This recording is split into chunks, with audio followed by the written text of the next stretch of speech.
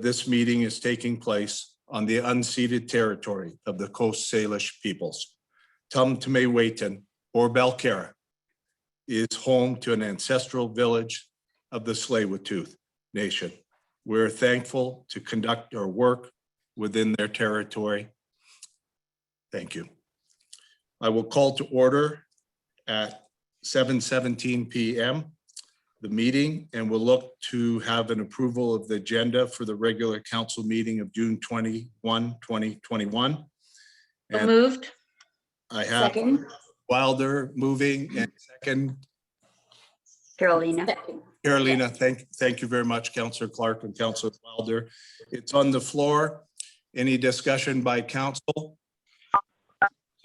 Seeing no discussion by council, I will look to put the question on the agenda. All those in favor, please. Aye. Aye, and I see it and I call it as unanimous. Thank you, council. And moving on from 2.1 to number 3, adoption of the minutes of the regular council meeting of June 7th, 2021. I'll look for a motion that the minutes from the regular council meeting held June 7th, 2021 be adopted. And I see Councillor Aye. Drake Yeah. moving it and Councillor Clark seconding. It's on the agenda to be adopted. And seeing any discussion by council? Seeing no discussion by council, I will look to call the question. So all those in favor? Aye. Aye. And I see it as unanimous and the ayes carry. So in terms of delegations and presentations, number 4, I would like to welcome Ellie Tapar, the project manager for Imperial Oil, and Leslie Cabot, engagement specialist, Stantec, to the meeting. And I believe they're with us. Welcome and thank you for being here and appreciate your patience. And have the floor and please go ahead. Thank you, Jamie. I really appreciate that introduction. Yes. Do you have our slide presentation available? We have, it's just gonna, yes. It's coming up now. And Perfect. yes. All right. Well, good evening, everyone. My name is Ali Tejpar, and I'm the project manager for Imperial for the Sasamat Lake Dam project. So Imperial would first like to start by recognizing that today is National Indigenous Peoples Day, being celebrated across the country, and that we also acknowledge the harms and mistakes of the past and our commitment to move forward in partnership with Indigenous nations in the spirit of reconciliation and collaboration.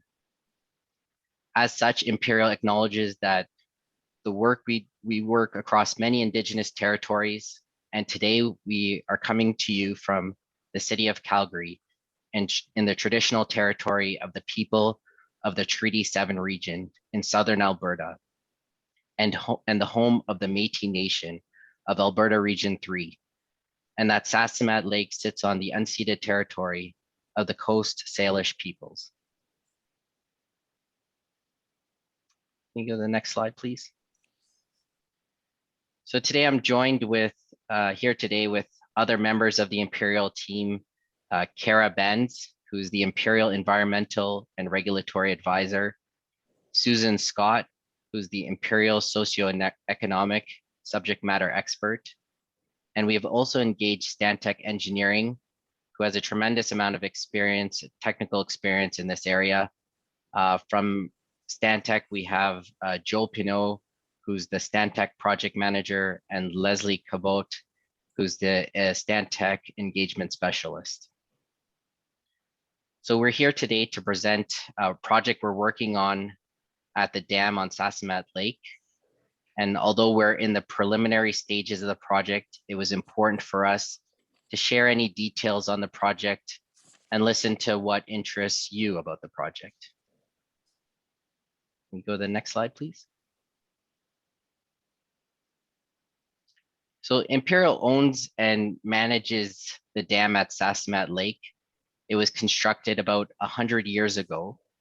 but the current dam as it sits today was constructed in the 1960s. It was built for the Imperial Ioko refinery to impound water for production usage. However, in 1995, the refinery was decommissioned and the water needs today are lower than what was required when the refinery was in production. As you can see from the diagram on the right, the dam is located in the northwest corner of Sasamat Lake, next to the Sasamat Outdoor Center. And on the other side of the dam is Windermere Creek. East of the dam, on the other side of the lake, is White Pine Beach. And directly south of the lake is the Imperial Ioko Terminal. Next slide, please.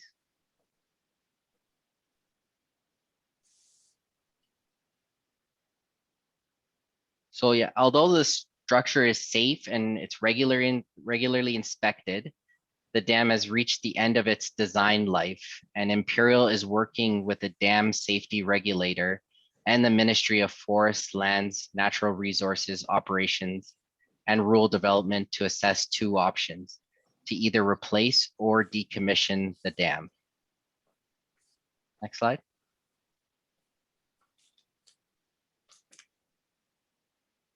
So we're currently working through consultation with the surrounding Indigenous peoples and their governments, and with stakeholders as well as the public.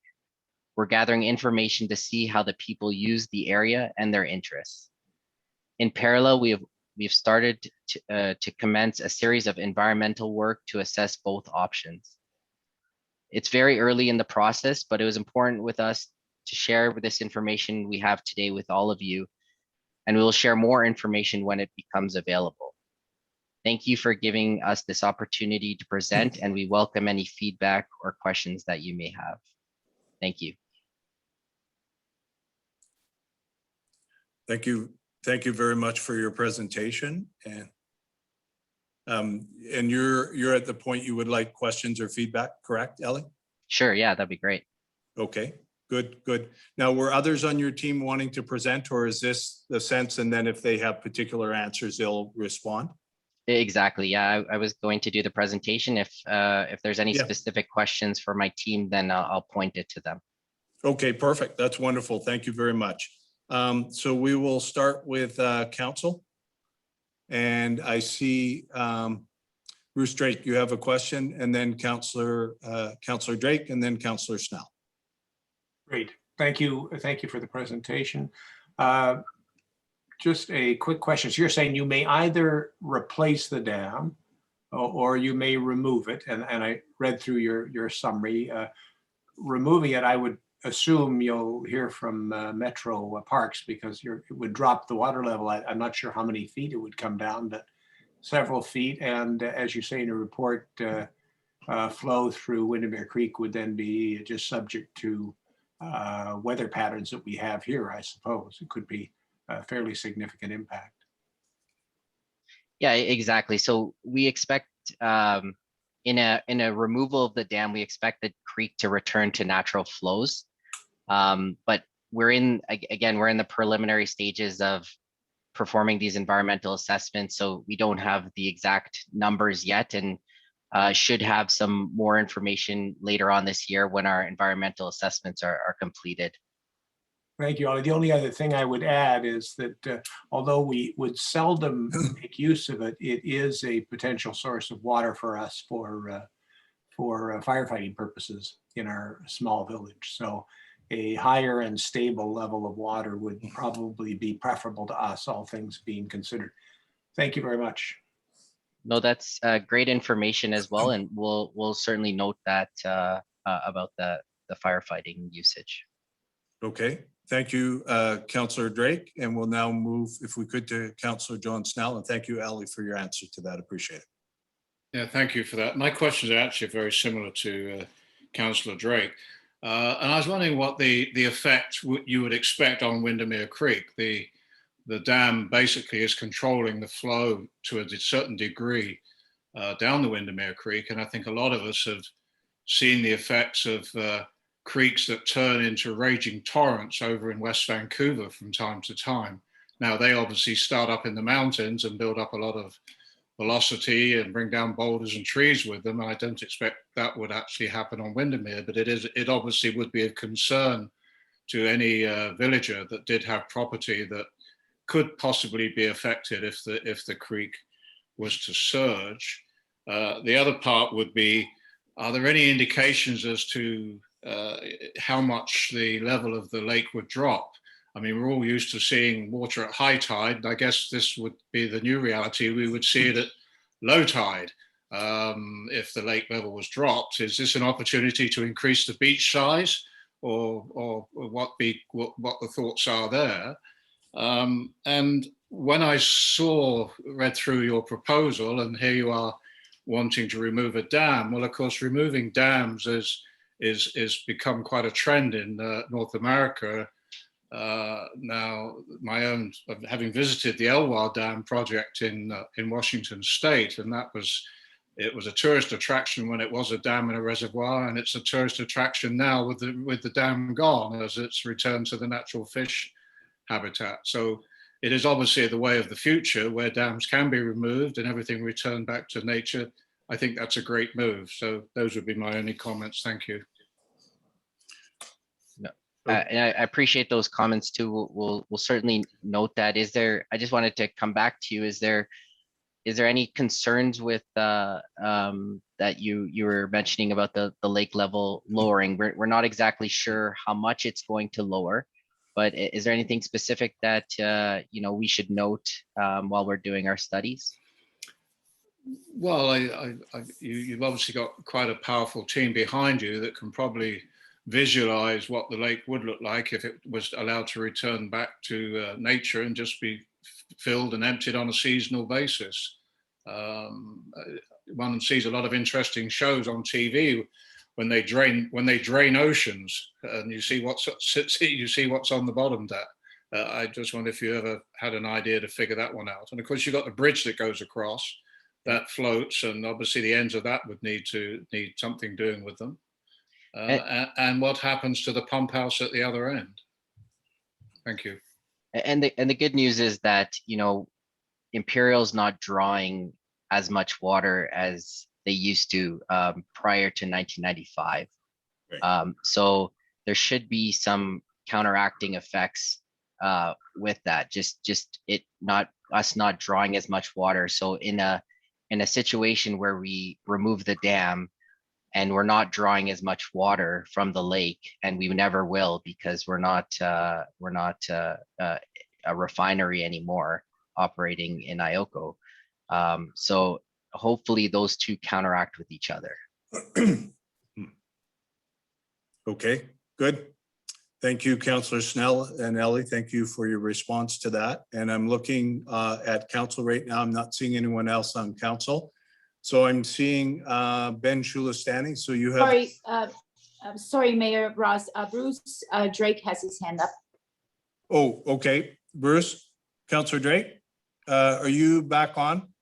Yes, I just wanted to add, it was really John's comments that struck me as, the natural flow, much as I like the concept of natural flow of a stream there, the reality for those downstream could be rather dramatic under heavy rainfall conditions. So I would just ask that you consider what impact the dam has in terms of peak flows, because that stream, people are probably rather accustomed to a fairly consistent and moderate flow coming from that.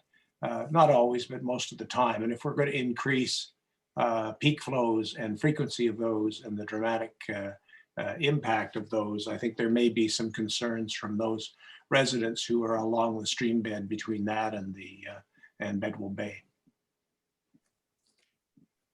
I appreciate your comments there, Bruce, and that's why we have Stantec on the line here to also take note of some of those comments as well. Good. Thank you, Ellie, for that response. And Councillor Drake, sorry, I thought you had your hand up. So appreciate I was able to get back to you, and thank you, Councillor Clark. I was depending on your consistency, Councillor Drake. So You got me. I believe we now have Ben Shulistani. Welcome, and a question on this agenda item, please. Mayor Ross, I raised my hand at the very beginning of the council meeting before you approved the agenda and before you approved the council meeting minutes from the previous council meeting. My question was actually why the letters to council were not. Okay, I'm going to actually ask you to go on mute right now, if I could, please. I wanted to, out of fairness, listen to you advance that and see if the amenda, when we're looking to amend the agenda, if you were looking to talk about this item. It sounds like you were looking to talk with another one.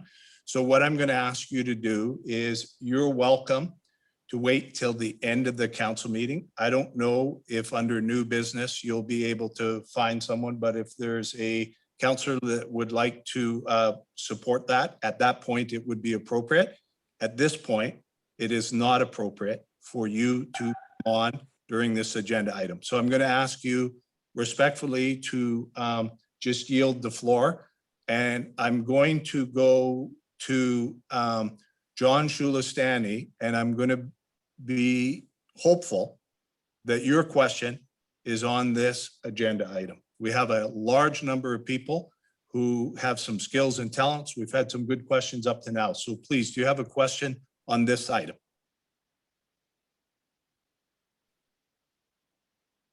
Okay, it looks like Ben, you don't, and it looks like John, you don't either, correct? Sorry about that.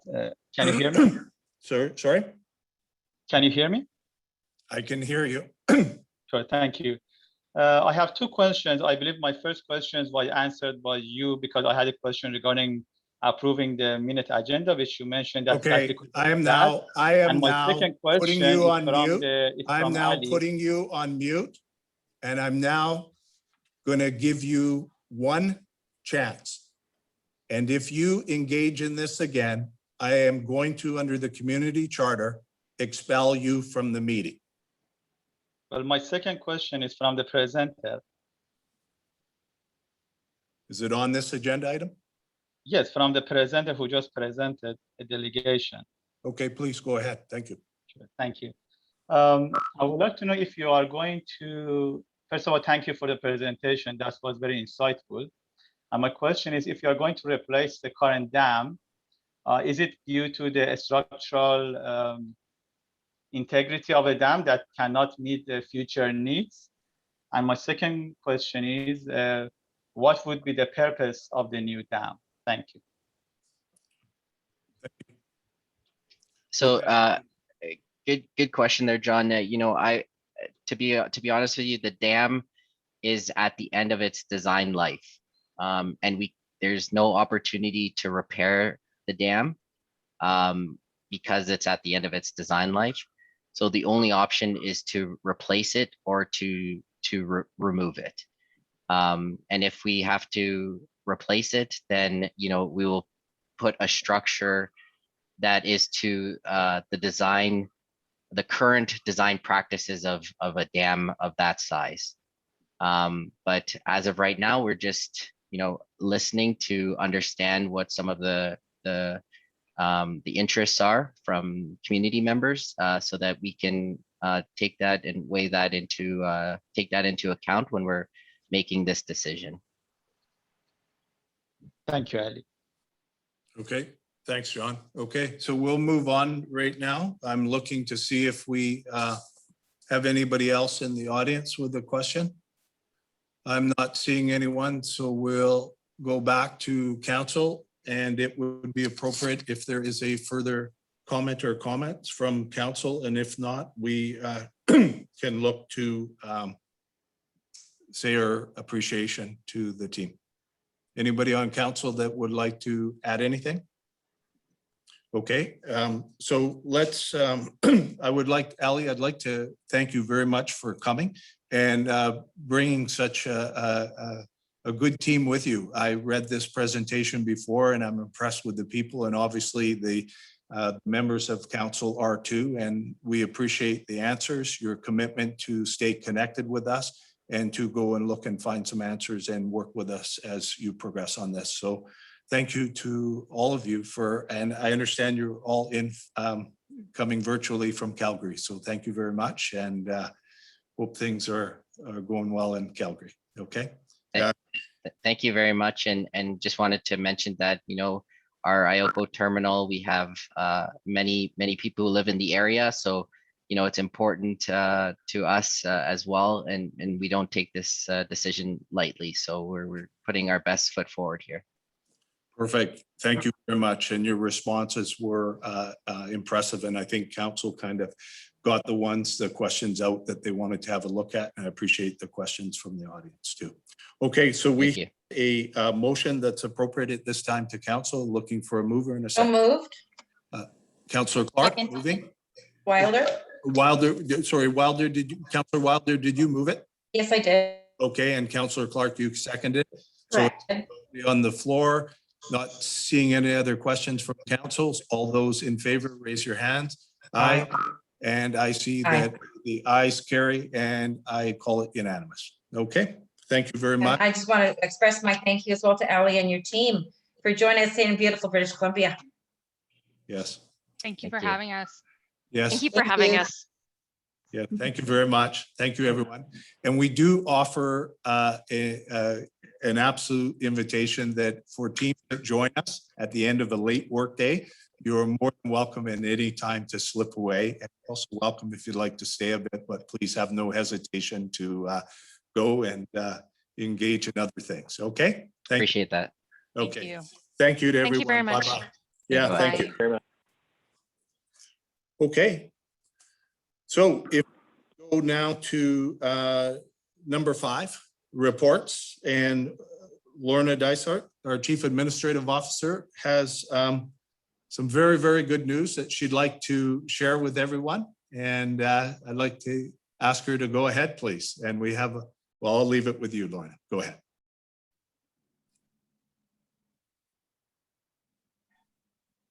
You're on mute. Yeah, I think. Always helps to unmute, right? I'd like to welcome Ali Sundarani to the village of Balcarra in his first council meeting. Today was Ali's first day at the village, and so he's underway as an employee. He comes to us from Stettler County in Alberta, and Ali is a certified water operator level 1. And he has been studying for his level 2, which he will be writing the exams for in the next near while.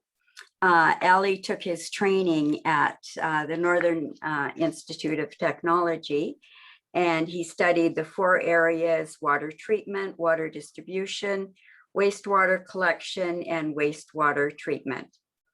And due to an agreement across Canada, it's immediate that he can transfer all of his qualifications to British Columbia and to Balcarra.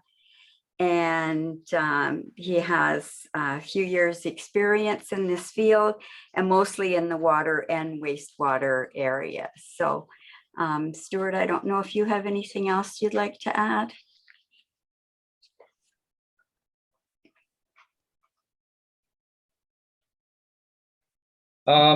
Actually, you pretty well said it all. Just the same, I would like to welcome Ali Sundarani to the team. We've already had him out today looking at the Tatlow Reservoir and going over some of the other job duties that he's going to be expected to do, including driving the flail mower tractor. And I do believe he's had some fun today learning, and look forward to working with him in the coming years. Great. Thank you very much. And if I could, I'd like to give a special welcome to Ali too. And it's not often that you get hired for a job in a municipality and they bring people from your home province or your temporary home province, because you're coming home now, but they bring people to come and support. So it's kind of nice. On that night, we had a lot of people from Alberta in the room, and good people. So Ali, we're really looking forward to welcome you. And I would like to acknowledge right now, if I could quickly, the work of our Chief Administrative Officer, Lorna Dysart, to put the hiring process together, the work by Stuart Novak to engage in the first part. They did a wonderful job. And I would also like to note the very good work done by Councillor Clark, who joined the team with myself for that final piece to engage. And I would say that the work of all the other three helped us to engage in a very quick and a very good way. And we are very, very pleased to have Ali join us on our team. Anybody else on council is welcome to say a few quick words. if you'd like. Just would like to say welcome, Ali. Thank you. Very Thank you exciting. very much. Thank you. Chris? Councillor Drake has his hand up. Yeah, I've got him. He's just, I think he's muted. Indeed. Yeah, this is a technical night tonight. Yeah, welcome, Ellie. Great to see you. I'm just curious. I mean, how long were you outside of BC? It's often difficult for people that leave BC to get back, I know. So very pleased to see you managed it. How long were you outside BC, and where do you originate from here in British Columbia? I was in Richmond for grade 12, and then I moved out to Alberta with my dad to start studying, upgrading, and so on. And then after a few years of work at our different jobs, I went to Northern Alberta Institute of Technology for my 8 months of school for my NAIT certificate. I graduated in 2017, April, I believe. That was April for the schooling portion and August for the work side portion. And then after that, I got a job for 10 months to get my level 1. And from there, I started working full time in the field. So I'm really lucky to be back in the Lower Mainland. And the village of Belcar is a very beautiful village. Such a nice scenery there. So it's great to be back here. I hope that answered all your question there. Yeah, you have. NAIT's a great organization. So congratulations, and look forward to seeing you. Thank you, and I'll see you in the field sometime. Absolutely. Yeah, you look forward. All the people in the audience are looking forward to seeing you in the field too. So welcome, Ellie. Thank you very much. And Lauren, Okay. appropriate if we just moved to item 5.2 right now, correct? That's correct. Yes. Thank you. Okay. So we have Ken Beauregard here to do some work for us right now. I understand. Welcome, Ken. Good to see you. Hi, Mr. Mayor, and good evening, council and members of the public and staff. Tonight we're presenting the Statement of Financial Information report. Maybe I'll just let Paula bring it up on the screen. Yep.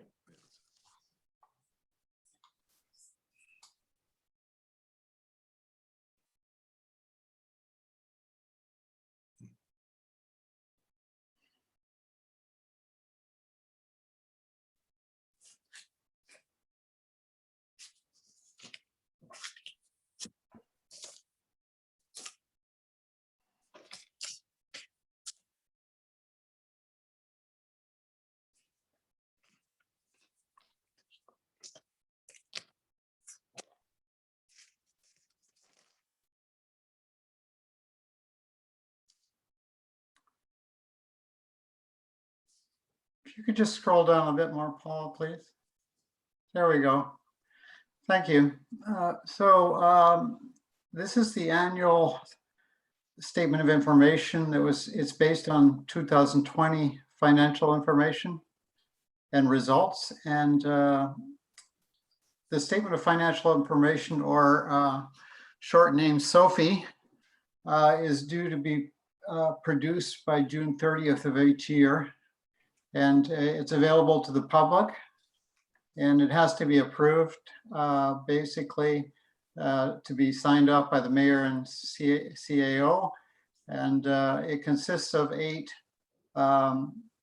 statements or reports. The first one is a statement of financial information approval. The second one is the management report. The third one is the schedule of guarantee and indemnity agreements. The fourth one is a schedule of remuneration and expenses. The fifth one is a statement of severance agreements. The sixth one is a schedule of payment to persons or entities. The seventh one is a statement of inactive corporations. And the eighth one is the actual financial statements that were previously presented to council. So in terms of number 3, the village has no guarantee or indemnity agreements, but we have to produce a nil report anyway.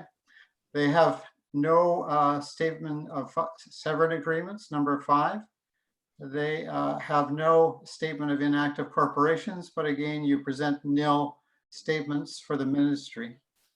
So inside of the report, you can see that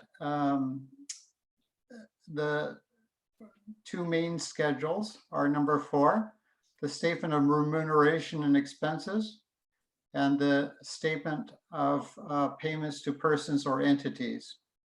So Paula, you could just go down to those, maybe.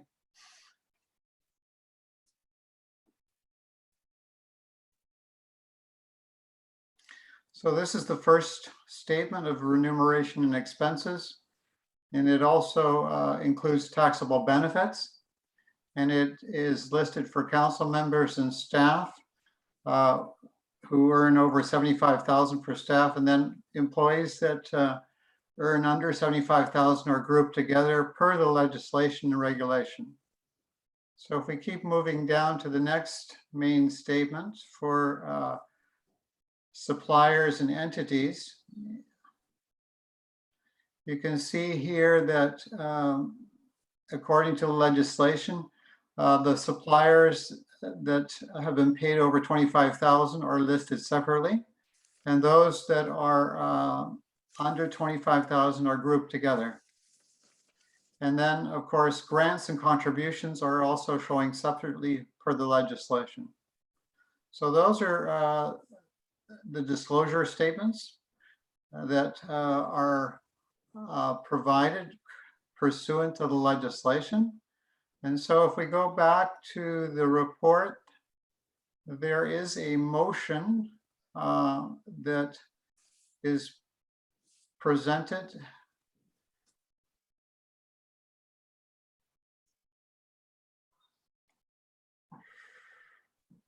Two motions, actually.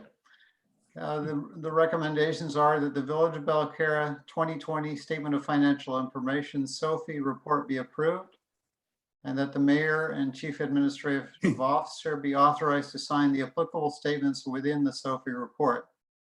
And of course, after they're signed off, they would be forwarded to the Ministry of Municipal Affairs. Okay. So thank you very much. And we would look at the appropriate time to move those. But do we have, or actually we can move them to get them on the table right now. Just have a mover and a seconder, if we could, please. So moved by Carolina. Councillor Clark, thank you very much. And I believe I have Councillor Drake is seconding that motion, correct? Yes. Okay, so it's on the floor for any discussion. And does anybody on council want to lead off?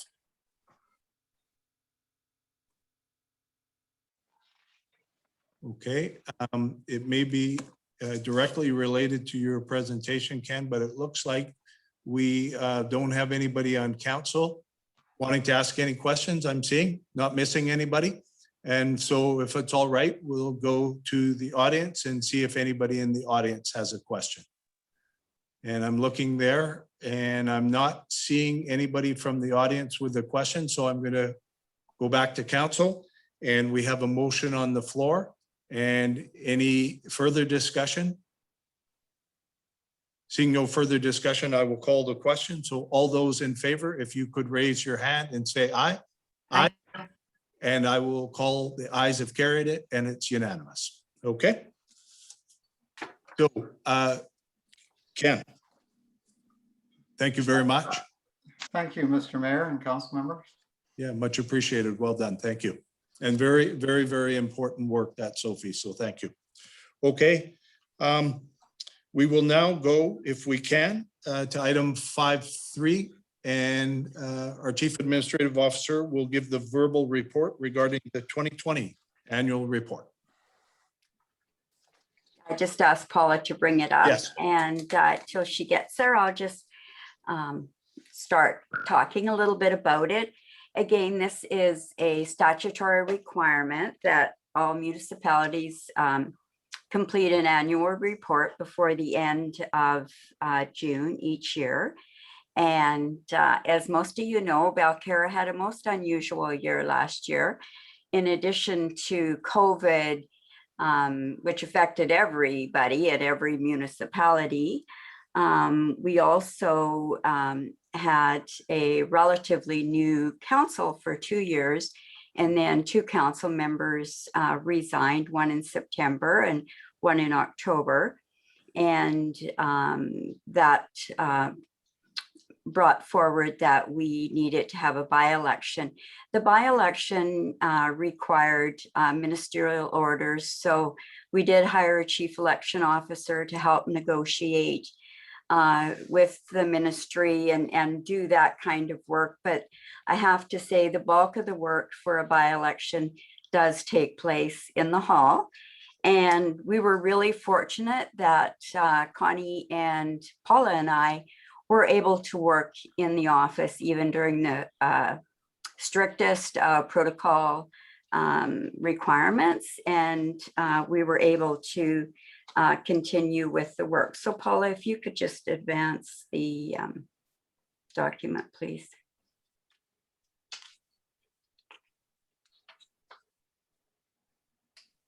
So that's just explaining what I just went over. And there's a message from Deputy Mayor Lisa Wilder, and Councillor Wilder was the deputy mayor at the time of the mayor's resignation, and she stepped in and took over that spot and did a lot of work through the entire process and was available for all of us to help out when we needed her. The 3 remaining council members did continue to conduct village business, and they agreed that they would do that at a high priority level, but there was still a lot of work that took place. And the next page, please, Paula. So these are just pictures of the deputy mayor and the council members. And then the next slide is the council members who served for 2 years before they resigned. And then the next slide, I don't know if I'll go through every slide in detail. I hope you've had a chance to read through the different information that's provided. So I think we'll just move forward until we get to the citizen involvement. I think it's always good to mention the citizens and the residents of Belcarra and the commitment they have to the village. And one example is the Sasamat Volunteer Fire Department, Block Watch, and other residents who have served on council committees.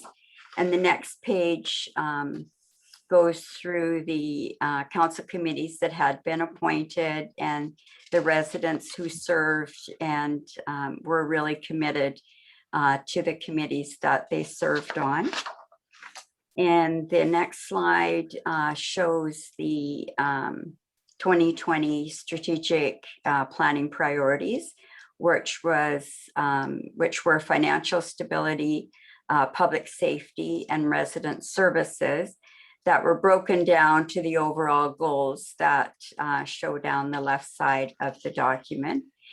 And then the next slide will show you a little breakdown on all of these items. So the items that came under the financial sustainability, and it tells you the status of where they're at. And then the next one is public safety. And it shows you the status of those projects and strategic planning items. And then resident services. And again, it lists the status of all of the items under that. And then on the next page, which is the 2020 administration work plan, it talks about the various topics that were brought forward from those other slides. And I would just mention on this slide, parking and bylaw enforcement was a very, very big item in 2020 in Balcarra.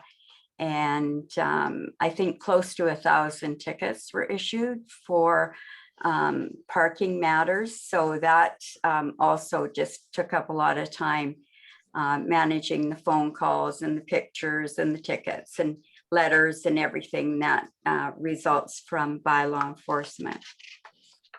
And then I think, Polly, you can move on to the next slide, please. We're really fortunate that Corporal Romer provided us with the RCMP year in review. And so that's the 2020 statistics from the RCMP. And then the next page is the 2020 Sasamat Volunteer Fire Department statistics. And the next page just shows a graph of those statistics. And also attached to this report, as was attached to the Sophie report, is a requirement for the audited financial statements. So they're there because it's a requirement of the provincial government. So that's the end of my report, Your Worship. If people have any questions or comments, I'd be pleased to hear them, or maybe council will. Okay, so we'll start, if we could, with council, and I'm seeing that Councillor Drake and then Councillor Clark. And thank you very much, Lorna, for your report. And Councillor Drake, please go ahead. Thank you. First, Lorna, thank you for the report. I think you've hit the key items there. I just wanted to express particular appreciation to Councillor Wilder for taking on the responsibility she did unexpectedly and doing such a fine job. It's no small matter, and I know it was not a work burden you were anticipating. So greatly appreciate all your effort in that time. I also would like to say that some of the things that, if I can call it, the previous council undertook seem to have stood up relatively well, and I particularly am referring to the lack of parking problems I saw today in what was obviously a peak couple of days in the village. So while it's still a topic that's live, I think the ticketing regime, and Lord knows it's not our wish to raise money by ticketing, but it seems to have had the desired effect in terms of preventing unauthorized parking within the village. And finally, a thank you to Lorna and staff for managing a very tumultuous certain year and a couple of years, quite frankly. Thank you. Thank you, Councillor Drake. And we'll move to Councillor Clark, please. Go ahead. Thank you. Hi, thank you, Mayor Ross. So I'd just like to echo Councillor Drake's comment, and also big thank you to Councillor Lisa Wilder for taking so much extra work that she wasn't counting on when she signed her name up for this. So it's really appreciated. And to Lorna and all staff for all the hard work through the challenges, not just of COVID, but also resignations. And also I would like to thank Councillor Drake and again, Councillor Lisa for sticking up, through all these challenges and continue the work that you were all elected to do. So really appreciate it. And thank you. It's being a challenge, but it's being a lot of fun too. Thank you. Great. Thank you, Councillor Clark. And Councillor Wilder, please. Go ahead. I can find my mute button. That'd be good, right? Unmute button. I just want to, again, to council, staff, and all of our residents, our wonderful residents, I want to express it was my privilege, my absolute privilege, to be able to step in as your deputy mayor in the interim period until the by-election process was concluded with the election of Mayor Jamie Ross and Councillor John Snell. Thank you to staff for supporting me, never ending, during that challenging Anyways, I learned a lot. I really did. But everyone was just so gracious, wonderful, and everybody was, from staff, council, residents, everybody. So thank you again. Do I want to do it again? I'm not sure. But anyways, thanks again, everybody. Okay, and I've raised my hand if I could, please. So I'd just like to start off by thanking Councillor Wilder for her tremendous job in stepping up. There are always times in municipalities where they're uncertain and things change, and the quality of the people that step forward always helps. And in this case, we had a wonderful, wonderful person. And I want to personally thank you for the work that you did with TransLink. You left a very good foundation. And so I really want to recognize that. So thank you very much. And to Councillor Clark and Councillor Drake, a three-person council, not an easy position to be in. And I want to thank you for not only your work, but your gracious welcome when at the end of the election process, myself and John became members of this council. We've appreciated the welcome and we've appreciated the support. So thank you very much. And I will go now, I think, to, I'm just gonna.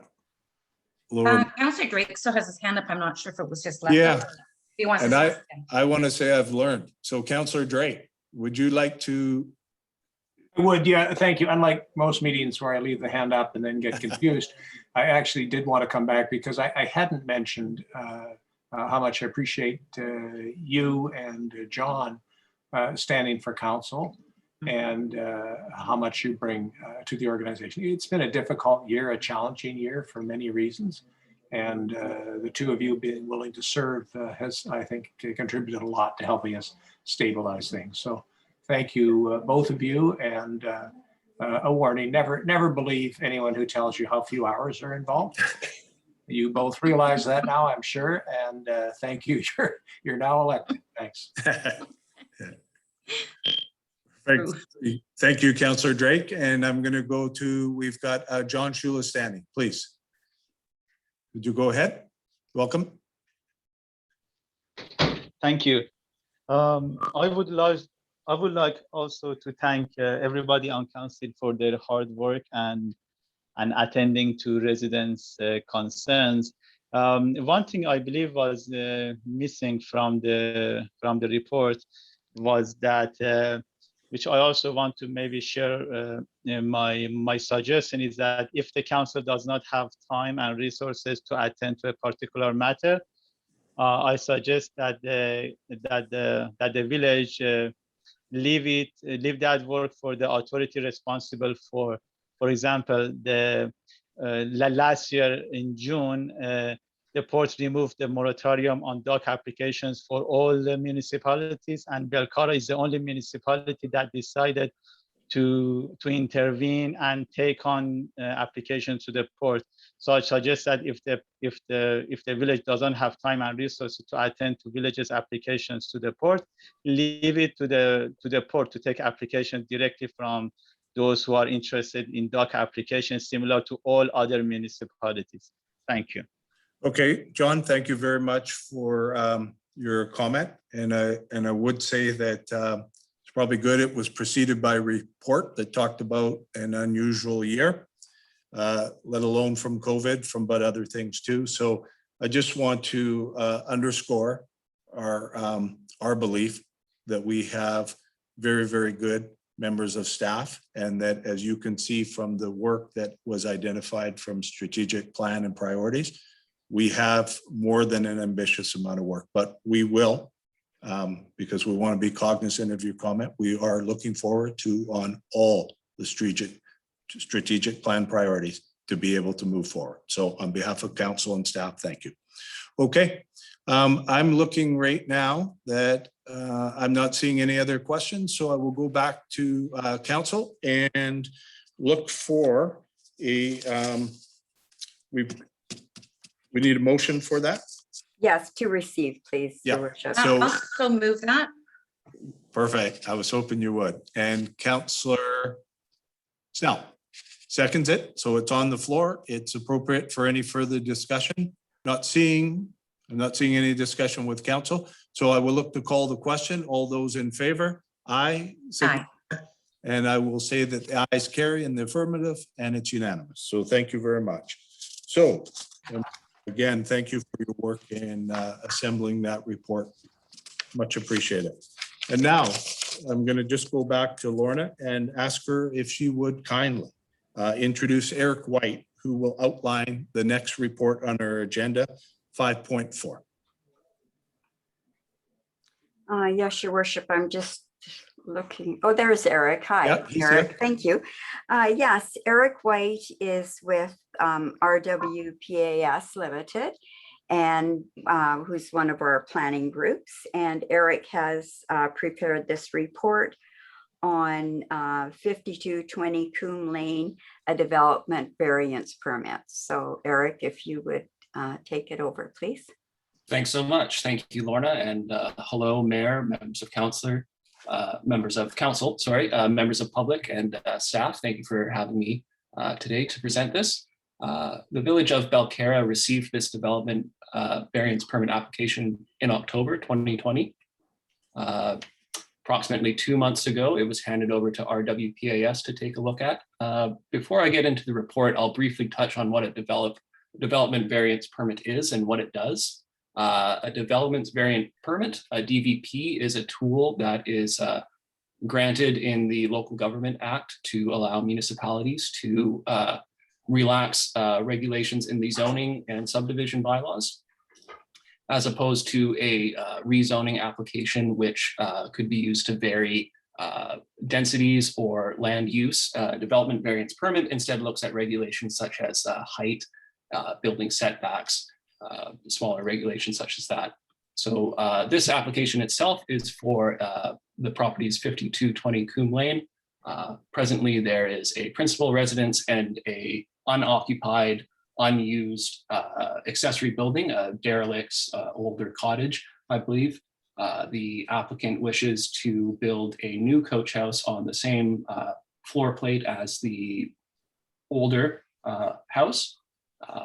And the two regulations which the applicant wishes to relax are to allow the coach house to sit in the front yard, which would generally have a height restriction of 4 meters. The applicant is looking for a 0.95 meter increase in that. Also, the other regulation the applicant wishes to relax is to allow the coach house to take floor area on the first floor and on the second floor of the accessory building. So at this stage in the development variance permit application process, council and members of public who are present may deliberate on the merits of these regulations and whether or not they should be relaxed. Okay, great. Thank you very much. So we can start by moving it to have it on the floor. So do we have a mover? So moved. Councillor Clark moving, Councillor. Second. Great, seconding. So it's on the floor for discussion. Anybody would like to lead? Councillor Clark, would you? I've got your hand up, so please proceed. Thank you. Thank you very much, Mayor Ross. So just for me to understand this better, I understand we have a Board of Variance with some volunteers sitting. Has this gone to the Board of Variance first? No, it has not gone to the Board of Variance. In a situation like this, I would recommend the applicant to apply for a DVP first. It's generally a simpler and more streamlined process. Should council reject the proposal, I would recommend the applicant apply to the Board of Variance. Okay, so I know this, I know the property, so I guess I'll just make one comment. Thank you for all this report. It explains everything I needed to know here in order to consider this.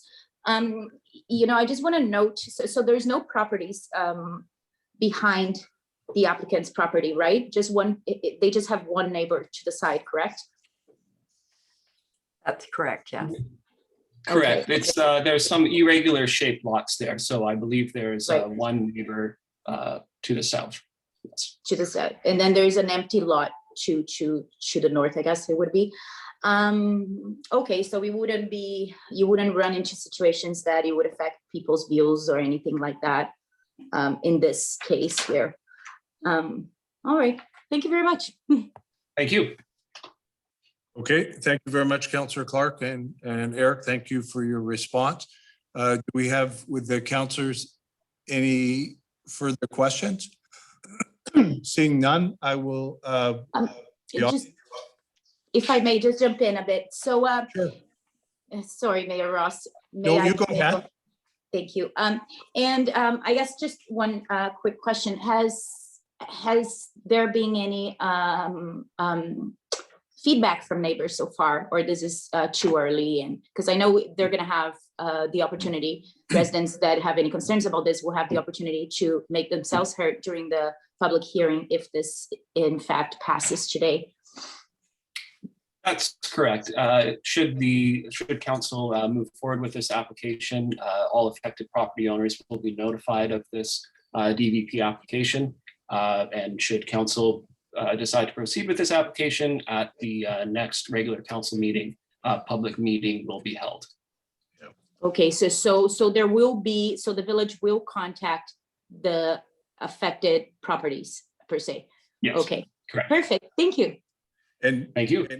And thank you, Councillor Clark, for your question. And I think, and Eric, thank you for your response. And I think in particular, it's not a public hearing, it's a public meeting if we go ahead with this. So just a slight variation, is that correct?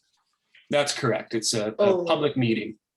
Yeah. Oh, thank you for that. I was under the understanding for some reason that was a public hearing. All right, thank you. No, sorry, I can speak to that as well if you like. The public meeting can be held during a regular council meeting. It's again, slightly less formal obligation than a public hearing. Okay, good. Thank you very much. And I have, I will go to Councillor Drake, and then we're through the councillors, I'll then go to David Goodman. Great, thank you, Your Drake, go Worship. ahead, please. And thank you for the presentation.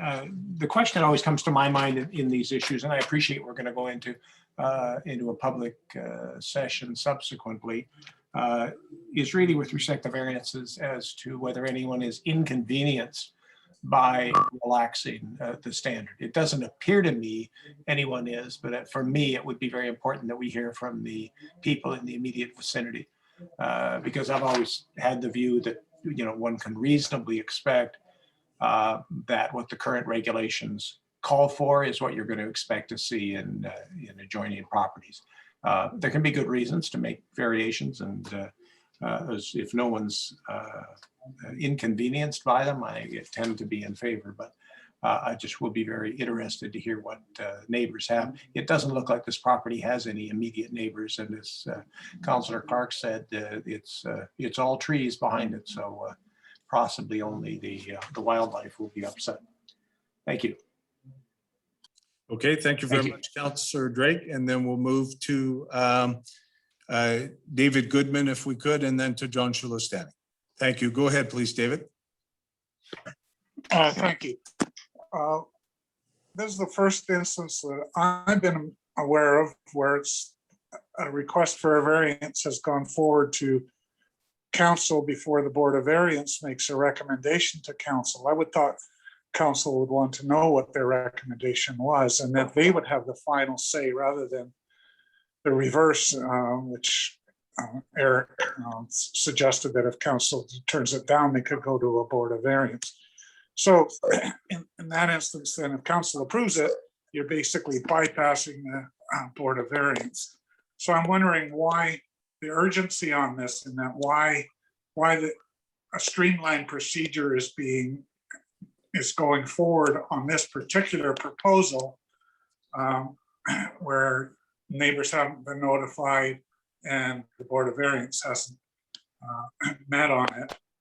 And secondly, I agree with what Bruce said in terms of, yes, this particular property, it probably doesn't matter, but changing the height is a maybe a dangerous precedent that I think council should think long and hard about. Thank you. Okay, thank you very much, David, for your comments. Appreciate them. Did anybody want to have a response to that, or are we all right now, having heard them, and we can reflect on them? I could respond. Mayor Ross, if I, Sure, Yeah. Eric, you go ahead. Mhm. Yeah. my mistake, sorry, I should have put my hand up. No, that's I- okay. You feel free. I can speak to that if I may. You can. Thank you very much. Just on the last point there, Mr. Goodman, there won't be a precedent set here. Any height regulations that are relaxed for this particular property will be specifically for this property and for this. This development variance permit will not act as a building permit. The applicant will still need to apply for a building permit, and it won't. These rules and regulations that are being changed will only affect the property in question, and it won't change the height regulations for any other properties in Belcarra. Okay, so essentially not set a precedent, correct? Yes. Yes, okay, good. Thank you. Let's appreciate that, Eric, and let's go to, David, in fairness, I'll go back to you because you're the one that put that forward. There may be a response to Eric, and then I'll go to John Schulistan. David, could you please go ahead? Yeah, thank you. And it is indeed a response to Eric. And that, of course, it's not changing the bylaw. And of course, it only applies to this particular instance. But the fact of the matter is if another person comes up with the same or similar type of request, council might be hard pressed to not grant it. And that's what I meant by a precedent. Not that it is generally applicable to every further application, but that a ruling has been made and now that ruling has to be considered in subsequent rulings. Thank you. Thank you, David. Appreciate your comment. And we will move to John Schulistan, please. Thank you. My question is that the variance required by the resident, why is that variance not already included in the bylaw so everyone in the village would benefit from such variance? What is the reason for limiting, for example, the height or the location of that particular structure? And I also appreciate that the council is actually considering residents applying to the council for a special permit and variance. Thank you. Okay, thank you. There was a question there about where that stemmed from. Did anybody want to respond to that? I think the pieces about location, they're included in the zoning bylaw, correct?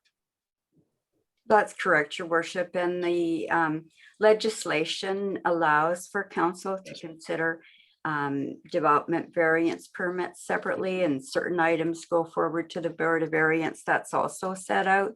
And it's true, we haven't had a development variance and permit application in Belcarra for 7 or 8 years, but occasionally there is a property that is affected, and this is the process. And certainly we will be hearing from the public at the public meeting, and to date we have not had any responses. Yes. Okay, good. Okay, so I'm going to go in order. John Schulistan, I think you had your hand up and you spoke, I believe. So did you want to take your hand down now, or? Sure, thank you. I believe my question was not answered. I wondered if the height limitation and location is not something that everybody in the village could benefit from, or is it that particular structure, this house is very unique? Thank you. Okay, and I think what we heard before already was this is a unique set of circumstances. So thank you, and I'll go to Ben Schulistan, please. Thank you, Mayor Ross. You're welcome.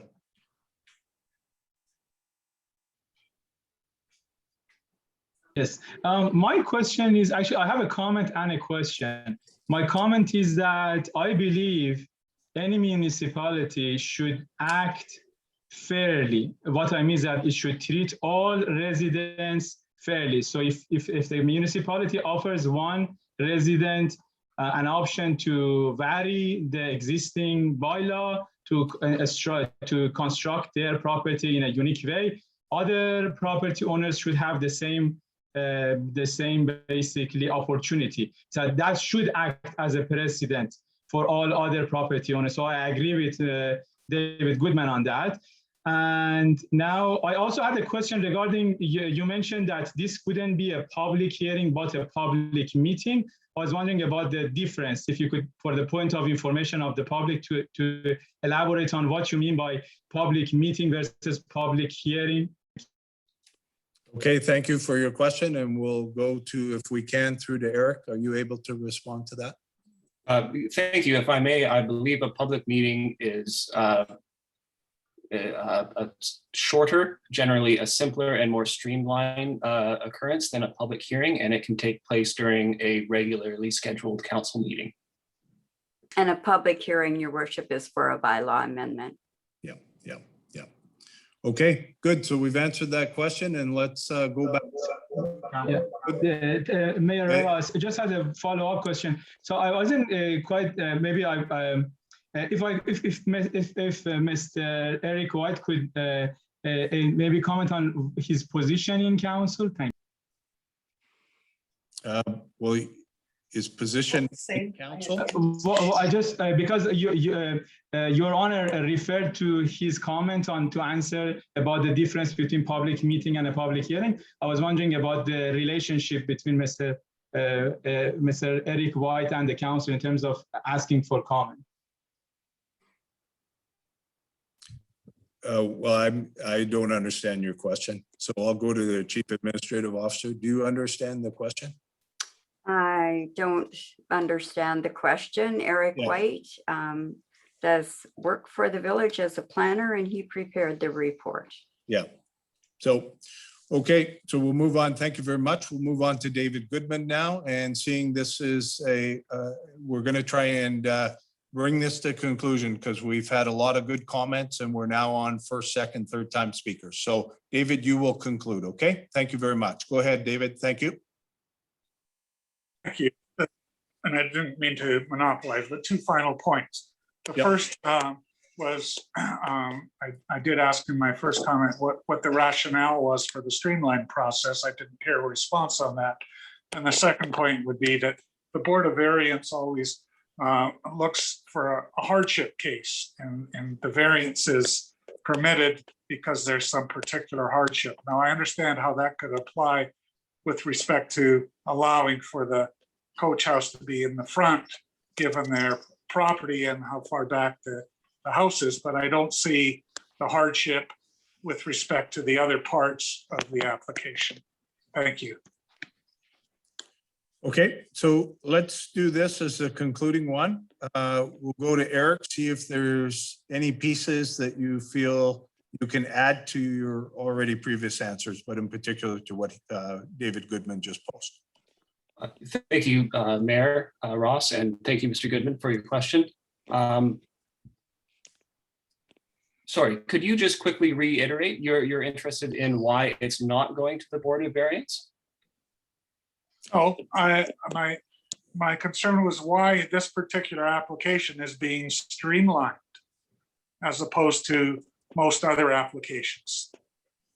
What was the rationale for that? And the other was with respect to the hardship. Perhaps, sorry, if I may, Mr. Goodman, perhaps streamlined was not the appropriate word to use. The Board of Variance is a committee that can be called upon should the applicant wish to express their hardships. For the purpose of this application, the regulations that the applicant wishes to relax are not particularly strenuous. They won't have a large impact on the surrounding community or to neighbors from a planning perspective.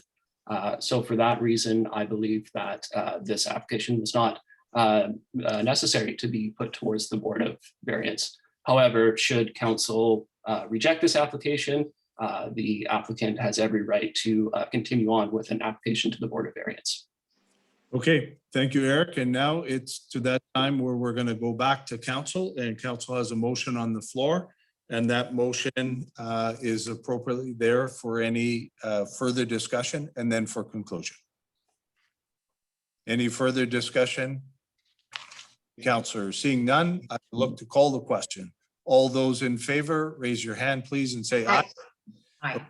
And I look, and I'm going to call it that the ayes carry. It's in the affirmative, and it is unanimous. Okay, good. Thank you very much. And then, and Eric, thank you for your work and for the questions you answered. Much appreciated. Thank you very much. Thank you very much. Thank you.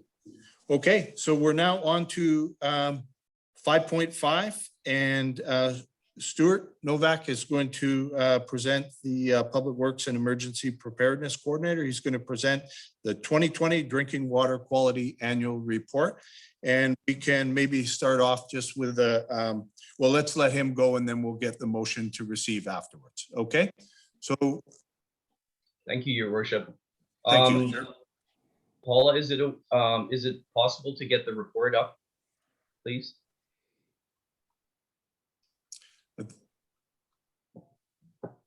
Oh, hang on a second here. It's okay. She'll get there. You don't have to speak on audited financial statements.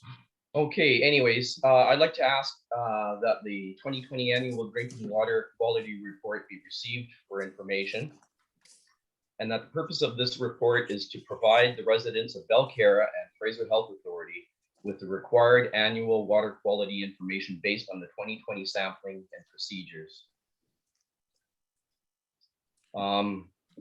I'd also like to confirm that the village has not had any water advisories for this year and in all the previous years since the construction and commissioning of the system.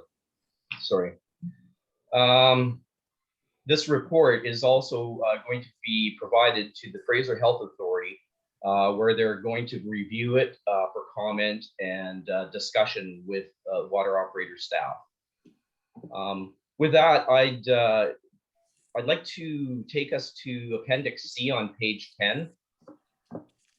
Sorry, Stuart, Paul is having trouble getting to your report, so you could just go ahead and.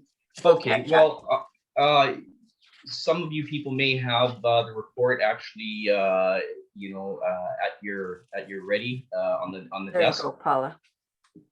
Yep, I think she's coming, and you're going to look at the schedule for Belcarra sampling and reporting for 2020. Is that correct, Stuart? That's correct. Okay. We're almost there. Thank you very much, Paula. What page were Right you there. looking for, Stuart? Page 10. Page 10. Okay, there you are. Yep. Thanks. Hang on a second here. So what you see is a bunch of X's, which actually represent the number of sets of samples that we do yearly. On the top set of X's, you see we do one set of 5 every month. And then when it comes to the warmer months, June, July, August, and September, we do 2 sets of samples. Those are called grab samples, and they're set out by the Fraser Health in conjunction with staff, planning exactly which sample ports we're actually going to take the samples from. So it's all pre-scheduled from Fraser Health Authority and approved. And if you go to the next Appendix D, you can see there's a long list, and that actually shows the addresses that we took the samples from you know, for once again for turbidity, chloroform is the main thing, and free chlorine residual. So those are one set of samples. In addition to that, you can see on Schedule C again, if you go to Schedule C, you can see some more X's, which represent other types of tests that all end up going to the lab. And once again, HAAs, the metals are on Schedule E, D, and E respectively. So it just shows the actual lab reports from the actual tests themselves that we send in. And with that, I guess I could field any questions if your worship pleases. Other than that, once again, this has to be forwarded to the Fraser Health Authority, where staff will review it with the Fraser Health Authority and come up with some recommendations and improvements for further testing if required by them. Okay, so why don't we go first to, thank you very much, Stuart. Why don't we go first to council? And I see that we have Councillor Drake with his hands up. Councillor Drake, please go ahead. Thank you very much. And thank you, Stuart, for the report. First, congratulations on the water quality test. They seem, as usual, to be extremely positive. I did have a question about leaks because that's been raised before. So how significant was the leak? I'm sorry, I'm referring to page 5. 4 bullets up from the bottom of the page. It talks about surveying and searching for leaks in the system and finding one at Main and Bedwell Bay Road. Leaking isolation valve. Can you give us any more details on that and how substantive a leak that was? Well, once again, you're only guessing. Just by the volume that was probably coming through there, it's quite low pressure, but it's probably, you know, could have been as much as 15 liters, 20 liters per minute. Okay. And once again, it was a leaky isolation valve, and we were able to lubricate it, work it free, and close it off. And that is, yeah, okay. So I mean, I raise it because, as you know, there have been concerns raised by the Water Committee about the pattern of increased water usage. This obviously is not an explanation or even a part of an explanation for the kind of growth we've seen in water use. So that remains an unknown state at this point. The only other question I had, and it's really a suggestion for subsequent years, we make a few comments on here that relate to fire protection, and it seems to me although not connected to our water system, our tank up at Dutchman's Creek would be to be confirmed that we have tested and confirmed its functioning. I think would be a useful adjunct here. Saying that, I appreciate it's not connected to our system, so I'm going to withdraw my comment. It probably belongs elsewhere, not in our water report. Thank you. Okay, thank you, Councillor Drake. And any other members of council? So I'm not seeing any others, and I'm seeing Bruce, your hand's still up, but I believe that you've concluded, correct? So it's safe to go to David Goodman. David, thank you. Please go ahead. Thank you. I wonder why, and I'm referring to the table where you had the columns and the values, and the last column, I think it was labeled HPC, which I couldn't figure out what that was. But given it's the same water system, why is there a 30, well over a 30 times increase in a couple places over the average values? And I understand that that is still way less than the maximum allowed, but what is the meaning for that, and why is the variance so high? If I may respond through the chair, your worship. Absolutely, you can. Thank you. Thank you very much. If you're referring to Appendix B, and that's kind of the reason why I jumped right past it, because that is just simply a graph that shows how many samples that we take per month. So it's not really related to water use. It is simply how many samples that we take per month. And is increase there, just to interject, is that during the summer months, May to September? Yes, that's correct. During the summer month, we have the additional samples that are taken. I was Uh, referring to the table with all the addresses.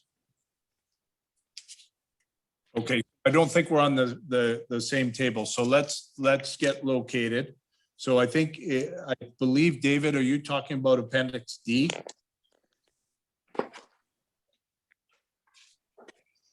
Maybe we can,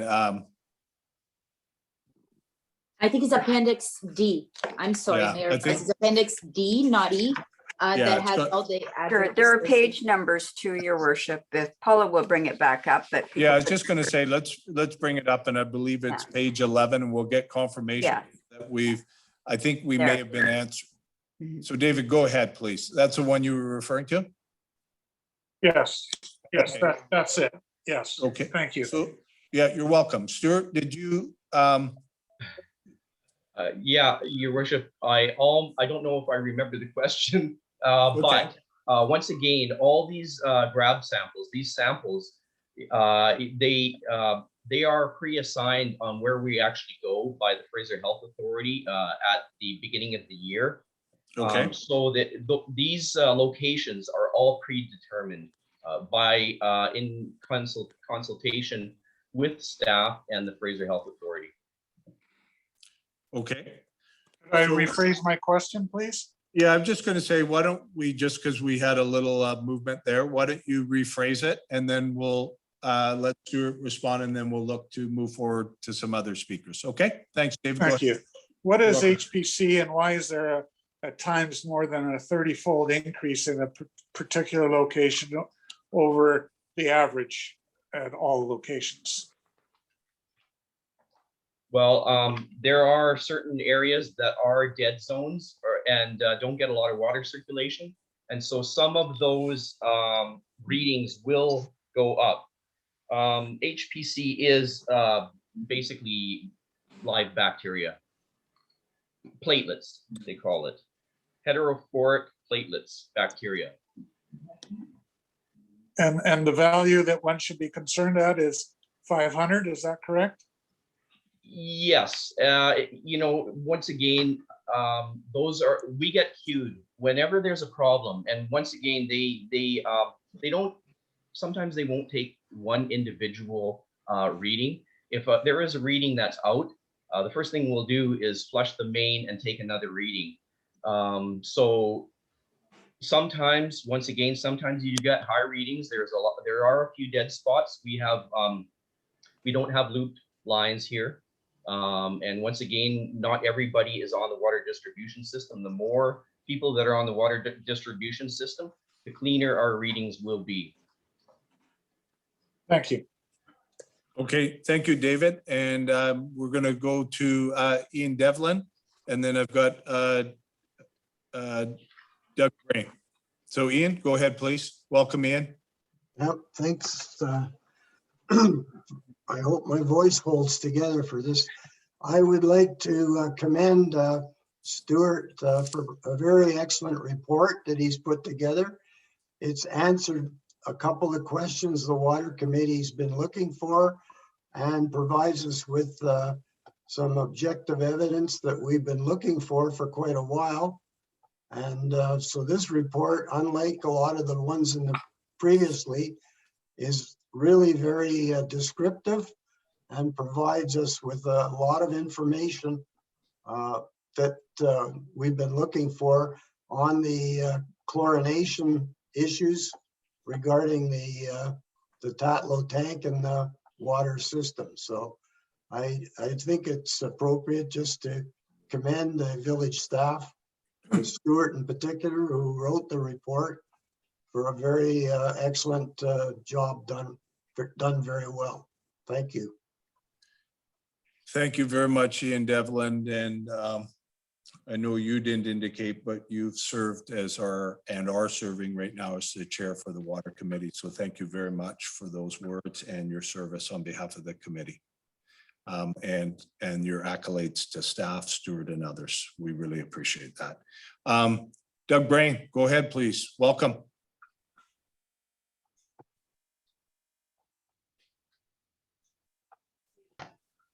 I think you're muted, Doug. Yeah. I think I'm unmuted now. Yeah, I just wanted, I'm looking at the increase in the water consumption from 2019 to 2020. And my math shows a 45% increase, my quick math, which is fairly substantial. I just wondered if there's any reason for that. I know Belcarra Park is in there, but theirs would only bring in an annual about 2% increase, but yeah, that's just a comment I have. Okay. Stuart, did you want to respond to that? Thanks, Doug. Thank you, Your Worship. All I can really do is confirm that yes, we are using progressively more water every single year. That's where metering does come into play, where it helps to control the usage, because people end up paying the more they use. We are starting to collect more and more data all the time, in addition to the data that we're mandated to do. And so there could be some information coming. Once again, this report here is for 2020. And of course, we continue to improve what we're doing. And so we're already actively working on more data and other methods of maintaining the system as we move forward. Okay, good. Thanks, Doug. Chris, welcome. Boyd, welcome. Thanks, Jamie. I just would make one comment regarding your water usage. Just in 2020, most municipalities, well, your neighboring municipality, Amor as well, has seen a significant increase. And one thing to think about is a lot of residents are at home during the whole day that they never used to be. So that's one of the reasons why you will see a significant uptick in some water consumption over the period of 2020. So that's just one thing to consider. Yeah, no, I think that's a useful comment. It certainly is reflected not only North American wide, but I would say worldwide. So we have right now, it looks like we're at the point. Doug, did you want to come back on, or is your hand remaining? Sorry about that. I'll put my hand down. Okay, so that's no worries at all. Thank you. It's a time-honored tradition to sometimes leave it up. So we'll return back to Council. Councillor Clark. Thank you, Mayor Ross. Just a quick comment along. I agree with Chris that perhaps some of the water usage, I'm not going to say all, but some of the water usage, it's might be because more people are staying home. Kids are staying home. Well, they stayed home for a long time last year during COVID. And also we noticed that on our garbage as well. On our garbage, we have more garbage going to the recycling facility. So the residents are producing much more garbage that they did in 2019. So just a quick comment. Thank you. Okay, good, perfect. So I think that concludes. Thank you very much, Stuart, for your work on that. And it would be appropriate right now for one of the councillors to move that the 2020 drinking water quality annual report be received for information. And I'm seeing someone move. Councillor Clark moving it, and Councillor. I'll second that. Councillor Wilder seconding. It's on the. Any further discussion? Any further discussion? Not seeing any. All in favor? Raise aye. Aye. And the affirmatives carry, and I would call it unanimous. So thank you. And that moves us into the mayor's report, and then on to anybody else on the committee representative who's like to report. And so if we can just move right now, I think to I've got a couple things, but I'm going to try and move through quickly on this. So we just going to, that's okay. That's perfect. And maybe one more. Excellent. Okay, so I want to, as the first item, congratulate our community in the Mayor's Challenge, which isn't really the important essence of this. It's the fact that Anmore, Belcarra, and Port Moody are at 80% in terms of vaccinations. And it's an incredible milestone. It's really reflective of each one of us taking care of others. So I want to really applaud the work that people have done. You'll see that we have joined the 80% club today, joining Delta, and as mentioned, Port Moody, Anmore, and Belcarra. And there are communities in the province right now in our area, City of Langley, Abbotsford, and Agassiz Harrison, who are at 70%. And if you could just, Paula, just raise that up. I also want to really acknowledge the work of Fraser Health. I think they've been doing some incredible things on our behalf. And it is clear that Fraser Health, all of us have had tremendous, tremendous challenges. But Fraser Health continues to provide first doses to anyone over 12 years of age that has not received one yet. They put together an amazing group of neighborhood clinics in places of worship. They call them easy, accessible, same-day immunization clinics that receive a first dose for people. Last weekend, they had weekend clinics in Abbotsford, Burnaby, Aldergrove, Boston Bar, and Chilliwack. They have great details up there. And they had Fraser Health put together an overnight immunization clinic, a Vaxathon, held June 19th and 20 at Guildford. 7,000 jabs were available. 5,700 people signed up in advance. There were walk-in, there were music door prizes. The Vancouver Symphony met people outside. They, I believe they hit 7,000, but more importantly were the comments from people who said they had some concern, they had some anxiety, they were worried about it. This is Fraser Health at its finest, bringing people in and helping to move those numbers up. I would also like to salute Fraser Health. They have language-based town hall informational meetings held in French, Vietnamese, Thai, and Gujarati, which is, I understand, the fourth largest language spoken in India and outside. So they've really moved to make sure this is accessible and to try and get people to come forward. And I would encourage all of you out there to join that group that puts that up and says, we're taking 2 doses and we're taking it not only for our own sake, but on behalf of others. So I will look to go to the next one, which is TransLink, if I can. And I think, so, and we're just going to drop it down. So they, TransLink, and I want to again thank Councillor Lisa Wilder for her work on TransLink prior to myself coming on.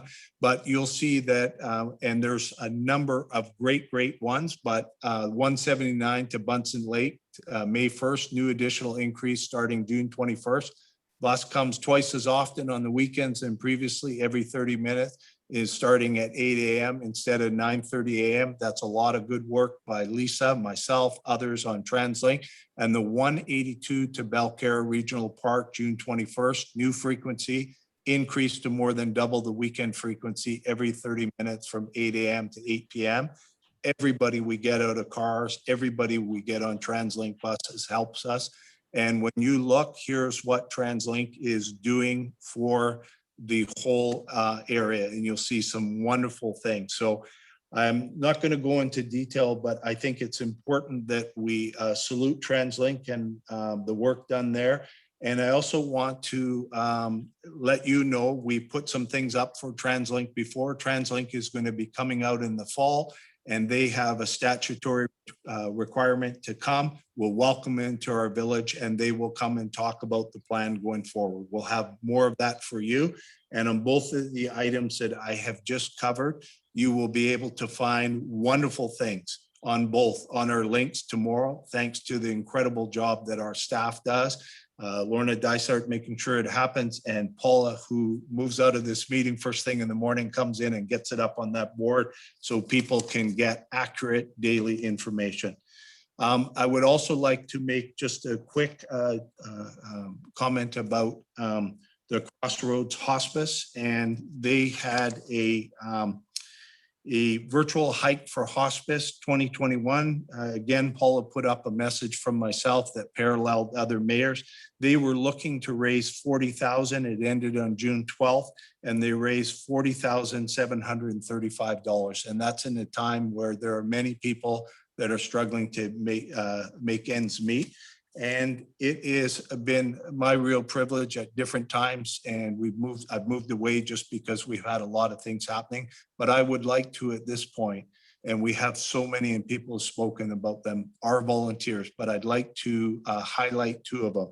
Cecily Baptiste, who is a current board member on the Hospice Crossroads Society. And then I would also like to, and it's fitting of we have so many people in Belcarre, recognize the previous volunteer service of John Stubbs. So I really want to recognize those people and know that at each subsequent meeting when I recognize more on behalf of council and our community, we're going to have wonderful people. And I won't say much, but I will say this, at that end of life service where no one is alone is a wonderful promise made and a wonderful promise kept.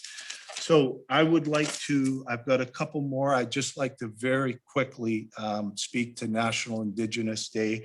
I heard Judy Wilson, who is on the Union of BC Chiefs. She spoke about today on the media that this is a time for reflection.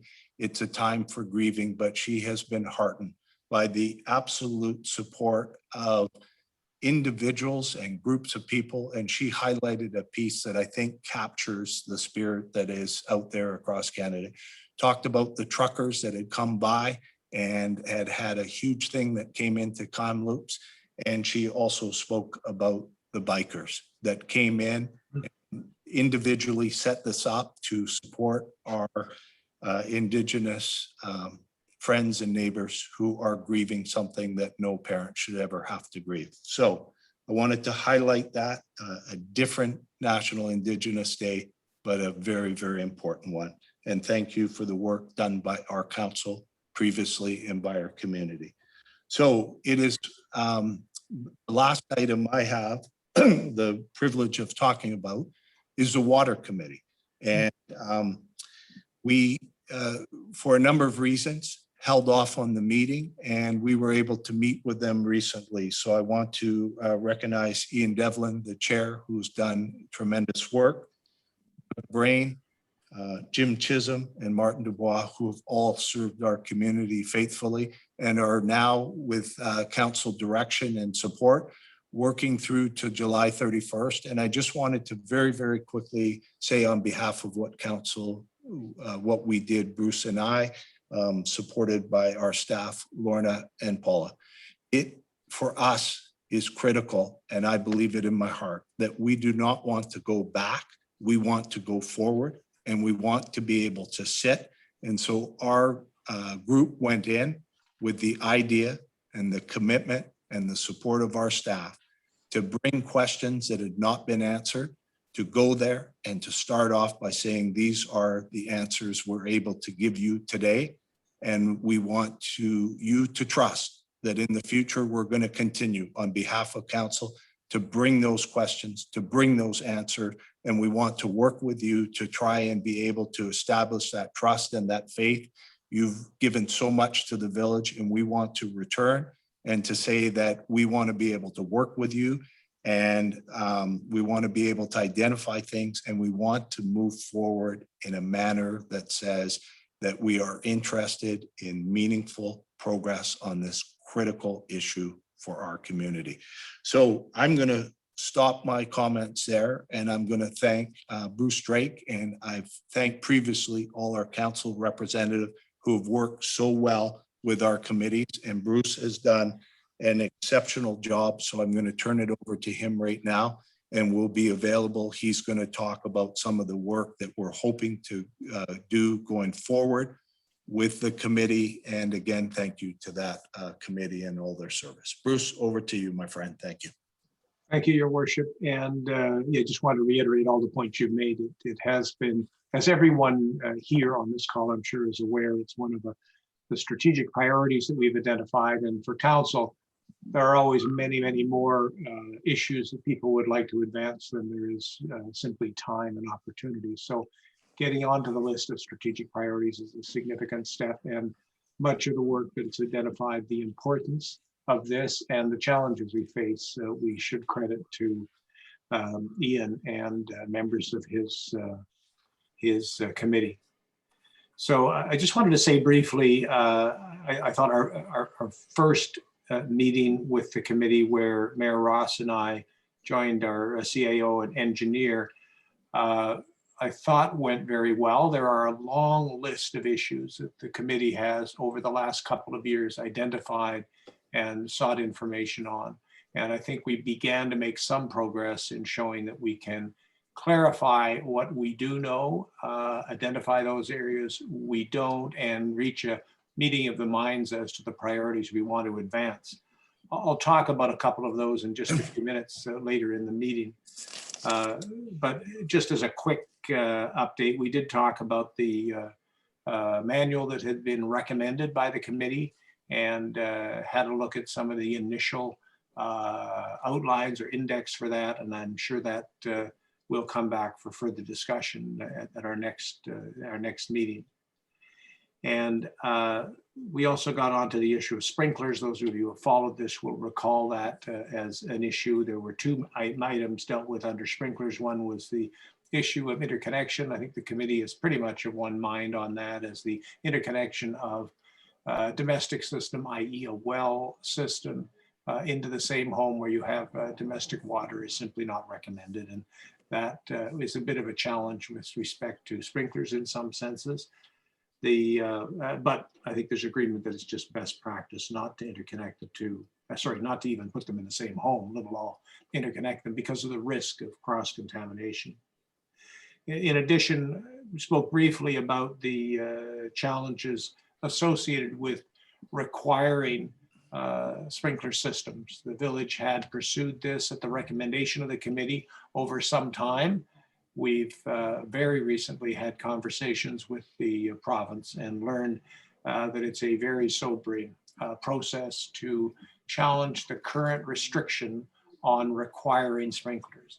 And by that, very briefly put, the province has not had an application from any municipality, and obviously that has not approved an exception at this point, and would treat a proposal to be an exception in the same way we would deal with a variance, an individual sought variance, i.e. they would charge us for their time, they would charge us for all costs of preparing all reports that they seek, they would charge us for any professionals they hire to assess the reports prepared by professionals we've hired.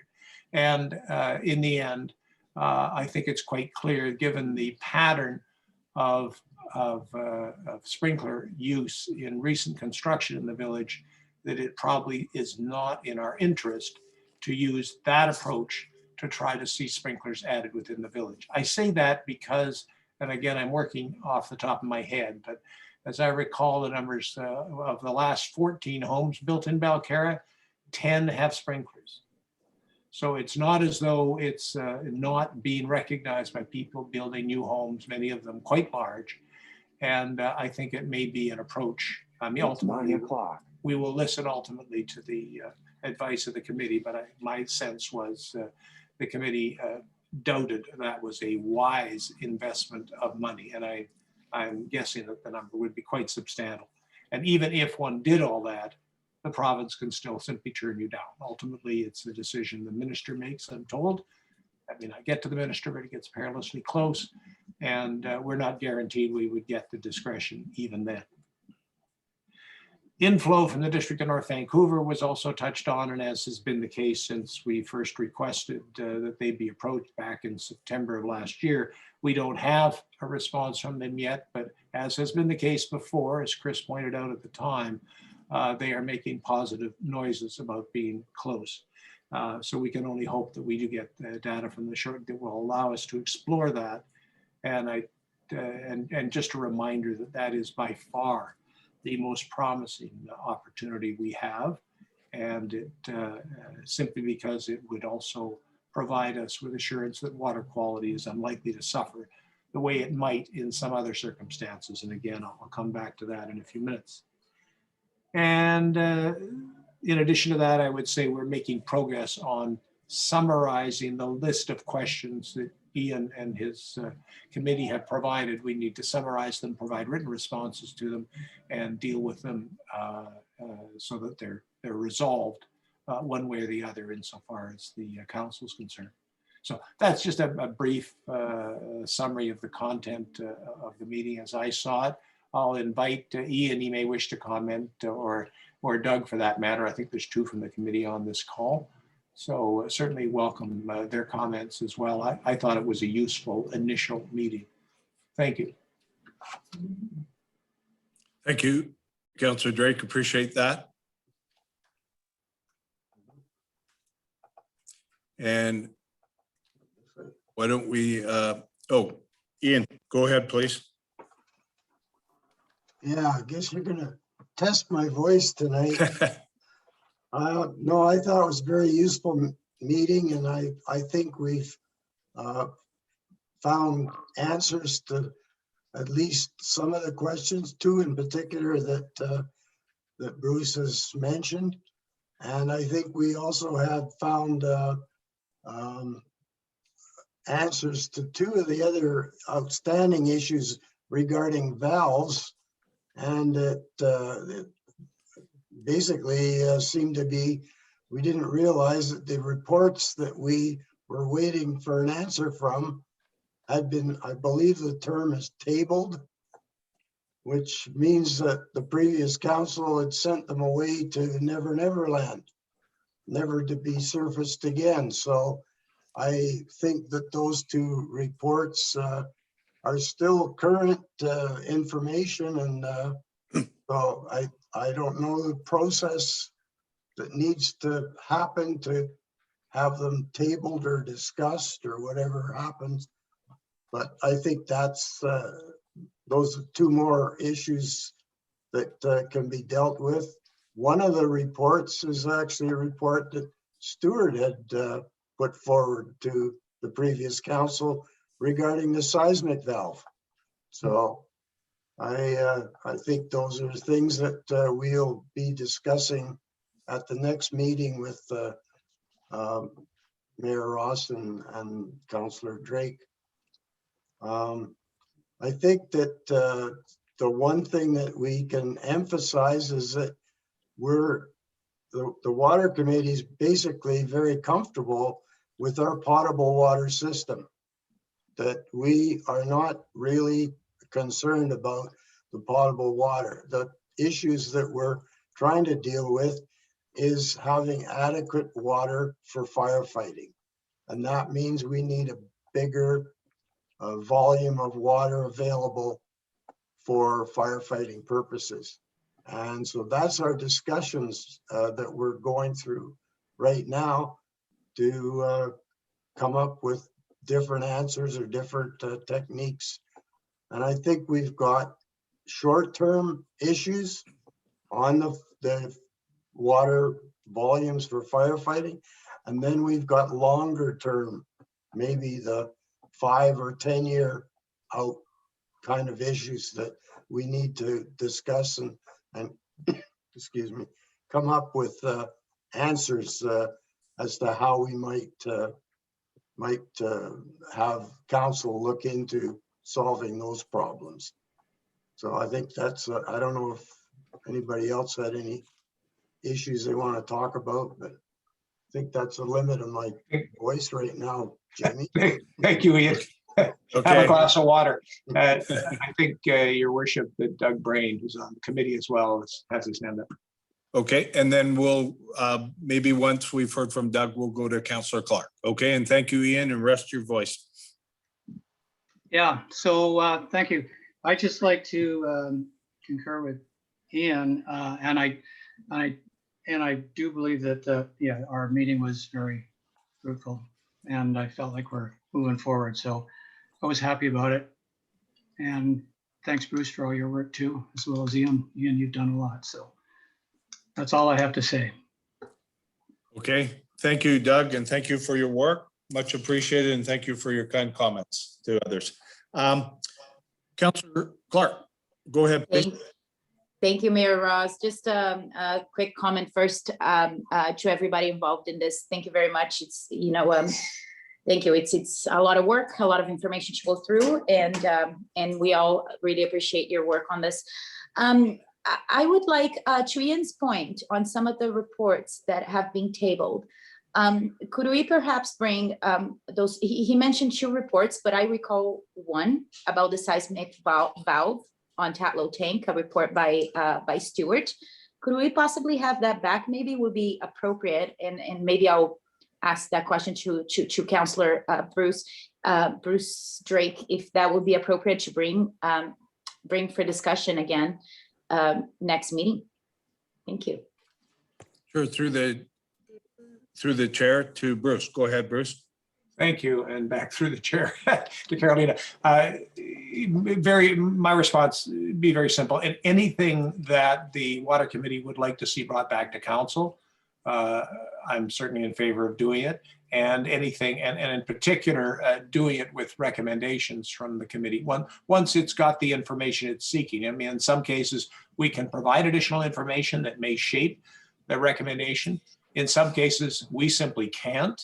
But the indications are that the practicality of pursuing a particular option may simply be far beyond our capabilities. So, but in either case, I've got complete confidence in the judgment of the committee. So I'm happy to go either way, Councillor Clark. I mean, if you wanted just to come back to the council, but unless the committee has expressed a view on it, I would be leery of moving until we've heard from the committee.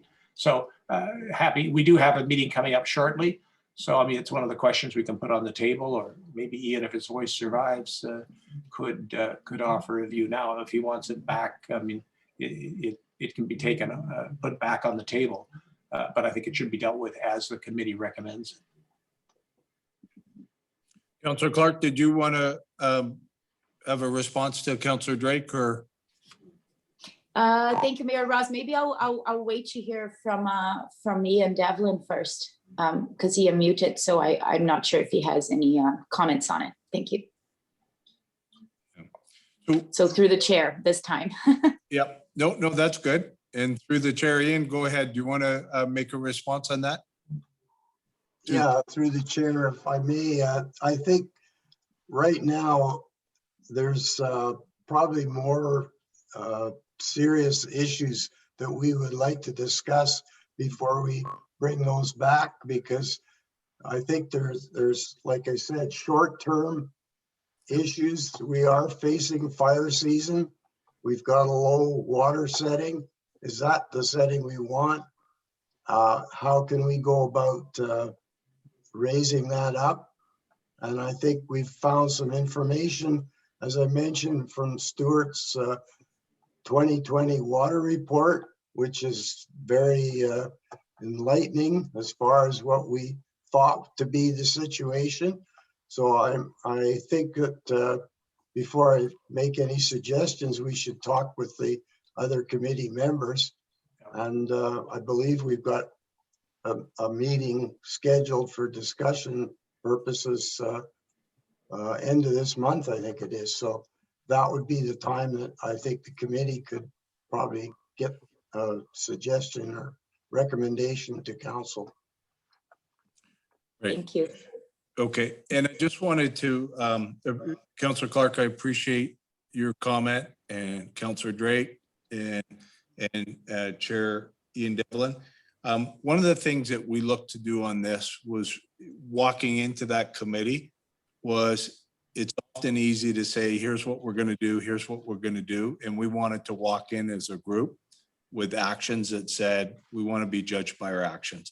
And so we're not as much worried, and there may be a point we want to focus on that, but right now we're not worried what happened before. We're just more conscious of how do we get things in front of us? How do we build that trust and faith? And most importantly, how do we get with that committee to say, as Ian said, this may be a short term, this may be a midterm, because in the end, we would like to, with the support of the committee, coalesce around what are the key priorities that we share as a committee, and then take it back to council. And as Bruce has said before, when we get one or two and we've kind of heard, we'd like to get it right back to council to be able to decide what makes sense, because in the end, council and staff together in different avenues make different decisions. But we're very conscious that the real key here is changing the dynamic. We really need to be answering things and working together in a trusting way and moving forward. So thank you to council and thank you to the committee members, and I'll yield the floor now. And I think, and I'll even take Bruce, I'll take my hand down. Okay. So, I think, no, sorry, unless there's some questions, I think that's it. It was really just a status report. I will, as I mentioned, there's a few other action items coming up later. yeah. And one comment on the meeting that we've got planned. We, myself and Bruce will be touching base with Lorna and with Paula to try and work about how quickly. And it really came about, we had a meeting scheduled potentially for a little further down the road.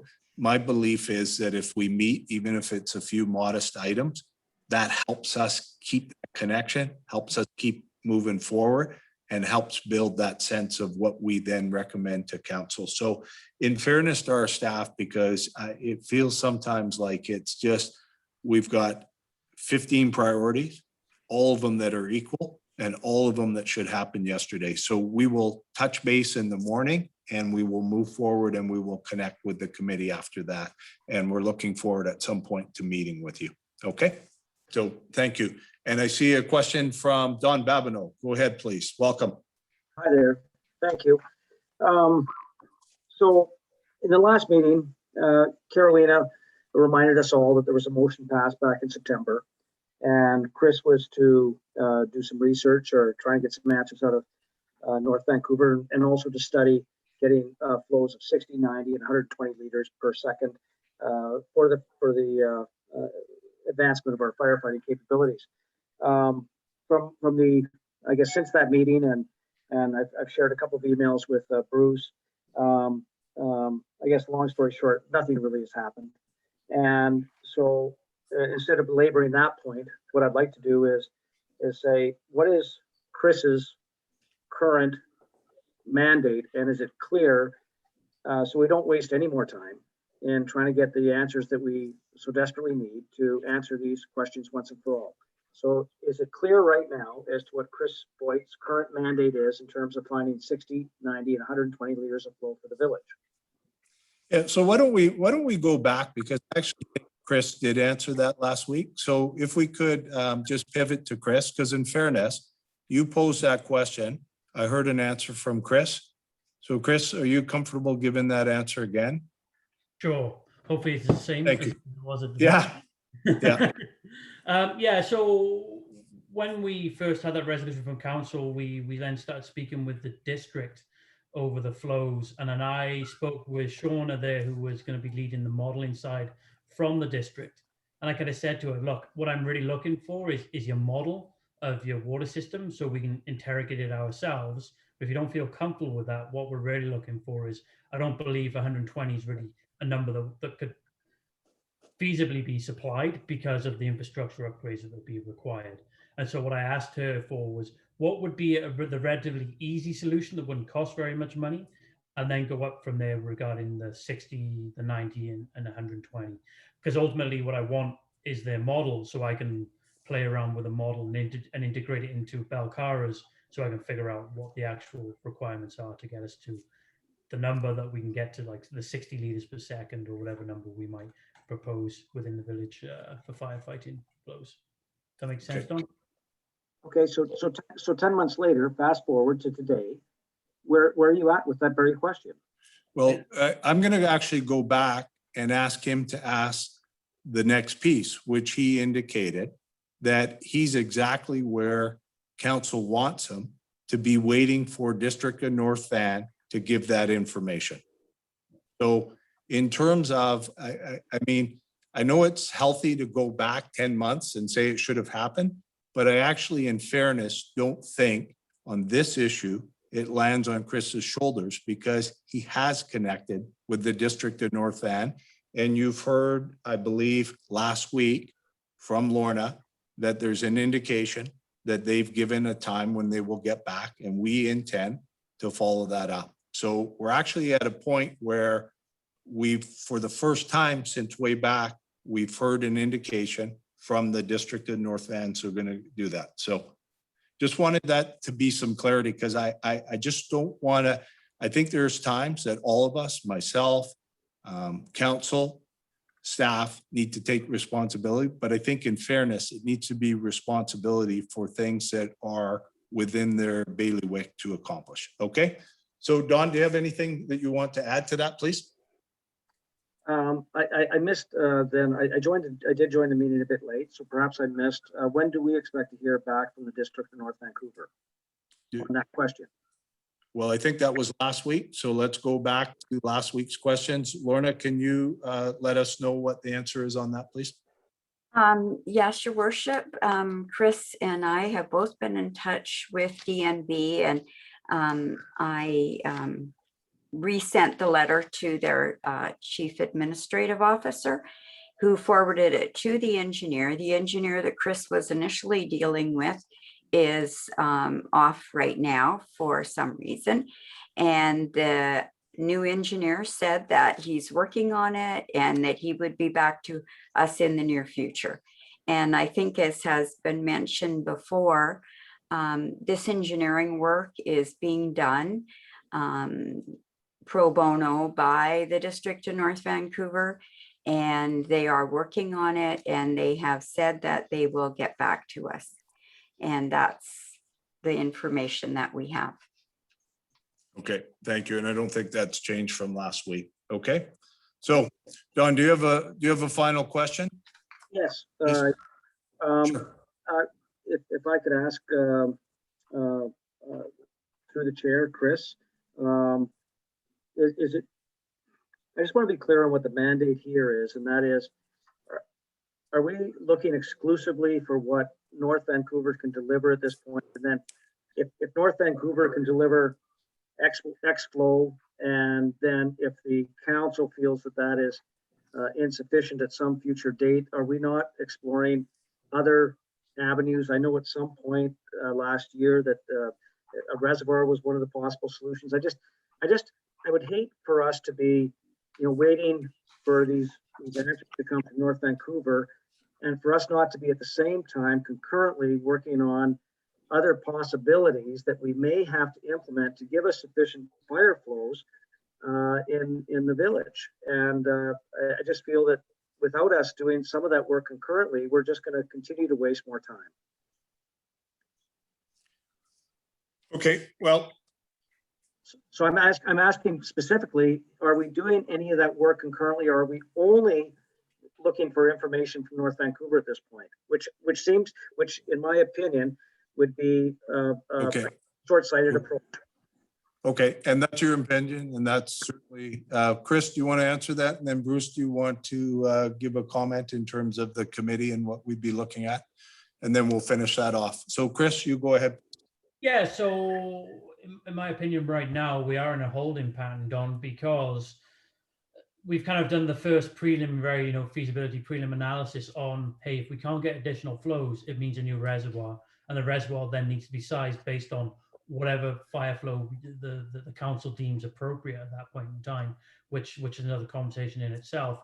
Or alternatively, what are the small upgrades that we could get from District of North Vancouver, which will supplement our existing reservoir and provide a certain amount of flow from there, and then is that acceptable to council at that point in time? That's why I'm more or less in a holding pattern, Don, is because I need that other side of the equation to balance out the resizing of the reservoir, or whatever the case might be the next steps. Okay, and we'll go to Bruce to conclude, and then we'll be finished on this topic, I believe.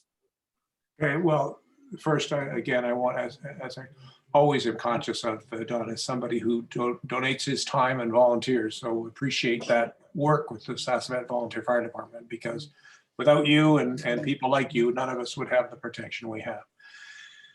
Water, the supply, like I agree completely with Chris. I really believe the most promising opportunity we have is North Vancouver, and it doesn't have to be a massive amount of water.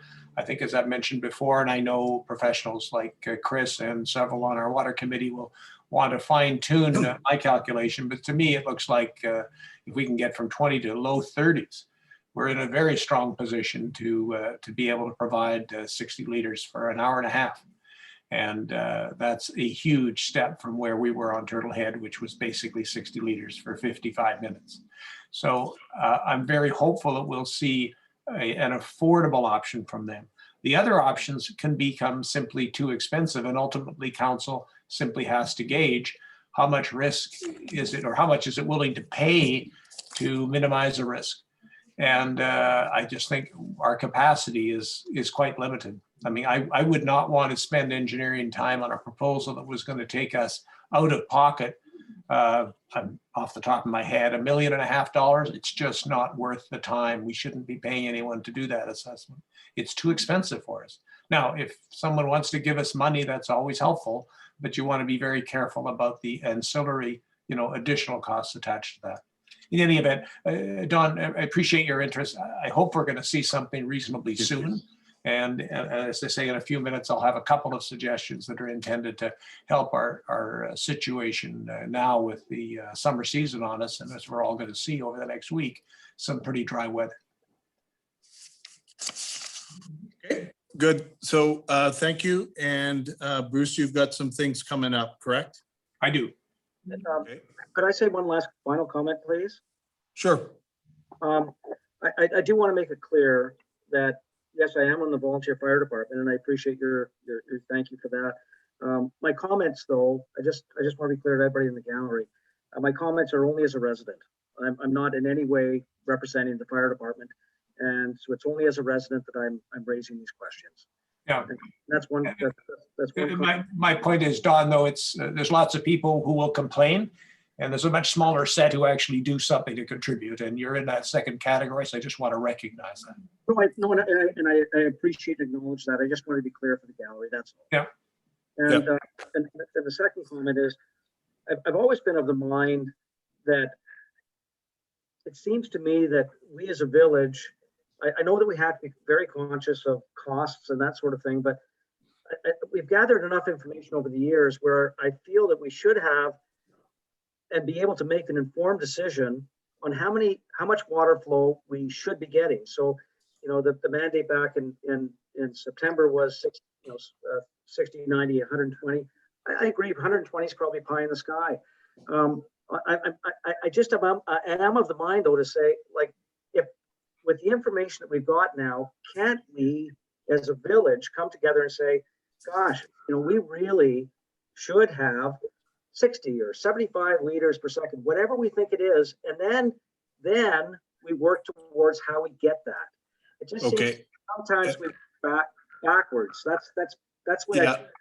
And I really want to thank you, but I want to move us back to, because that process you're describing right now is happening right now with a committee that has put a lot of time forward and really needs to be the first group that touches base, and then us move it out to the council. And council, you have our assurance, is going to make decisions in public, and we're interested in progressing and making meaningful progress. But I don't want to miss that committee. I know you don't either, but we want to be able to take all their good work and put it to good use. So Bruce, did you have something that was coming up right now as part of your update? Thanks, Don. Thank you. Bruce? Sorry, it's under new business, Your Worship, so we're still hopefully just a few minutes away.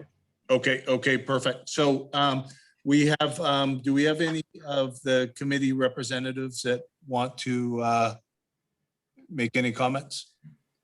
Okay, so we can move to Your Worship, sorry to yes. interrupt. Could we have a short recess? Yes, we absolutely can. Thank you. So we'll take 8 minutes and we'll come back in 8 minutes. We'll just talk. Sorry, Lisa? I was just going to suggest 5. It's 9:25. Do we need 8? Well, I don't need any time, but I'm conscious that in the past, people have asked for 8 minutes. So really, We always looked at the rounding of the numbers on the clock, I think. okay. So if you want to, on behalf of everyone, suggest 5, the timer started. Go ahead. Thank you. I'm gonna say 5. Be Yeah, back we'll at go- 9:30. We'll go with that. Thank you. Thanks. I'll just go get my dog.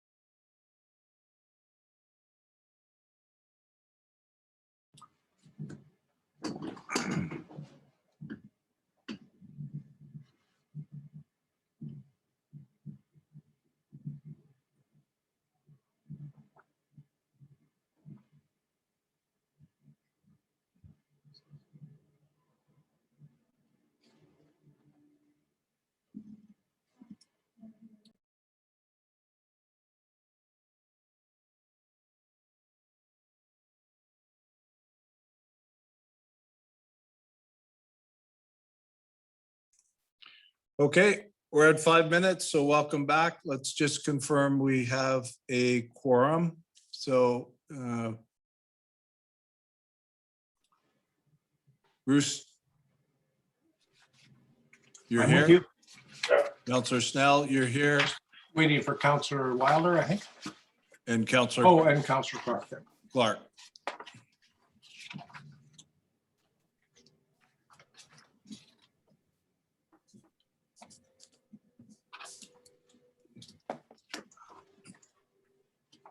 Okay, perfect. I think we're there. We've got Counselor Wilder, so we'll minute and then we'll go. Okay.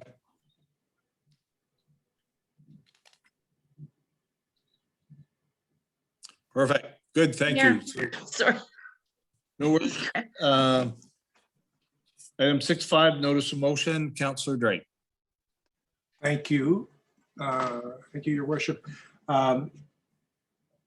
This is something council has talked about a number of times, and I know particularly our newer council members have indicated that an opportunity to raise topics without being restricted to items that were on the agenda of the previous meeting, they have found in the past to be useful, something they appreciate. And I am very conscious that doing this, making this change, for those who haven't followed the details in the motion, this would make provision for members of the gallery to raise any topic they wish during the final minutes of the council meeting. The cautionary points here that I would note are that we are setting a limit on the question period of 20 minutes. We are specifically suggesting that we would specifically deal with items on the agenda first. And then if there was time remaining, people could speak to other topics and they would have, as would others, face a 2-minute limit. And we have an existing provision that we don't go past 11 o'clock in any event. So I think as was raised in a recent letter to the editor by Sherry Chisholm, I have no doubt, I mean, this is useful, I think, for a small community such as ours. I have no doubt it'll be abused, but I think the extent of that is probably quite limited given the strictures we're placing on it. So with those introductory comments, I mean, I'll move the motion just to get it on the table. Okay, good. And looking for a seconder, please. I'll second. We have Oh, a second. me, pick me. You got selected by your colleague. Okay, so it's on the floor for discussion. Councillor Drake, I think I've made my introductory comments. I may jump in once more, but Yep. I think it's a useful change in our process. Okay, perfect. So we will go to Councillor Clark has her hand up. Go ahead, Thank please, you. Councillor Clark. Thank you, Mayor Ross. So through the chair, thanks to Councillor Drake for bringing this motion forward. I think that makes a lot of sense. It puts a bit of a time limit. So, you know, so it helps out. Well, it helps out, you know, doing this in a more fair way, because sometimes what was happening is like some of the speakers were getting way more time than other speakers. So I think this will make it consistent. So I will be in favor. However, I will suggest an amendment, and it's just change one word to another. So so that, you know, I'll just go straight to the sentence that I will suggest the amendment for.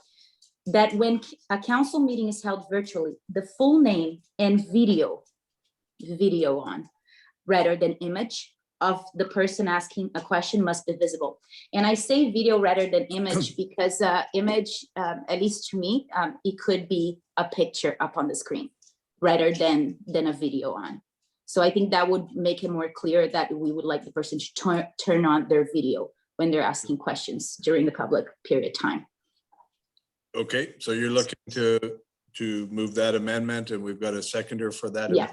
Do we, Councillor Wilder? So Yep. amendments on the floor, it's appropriate. Any discussion on that?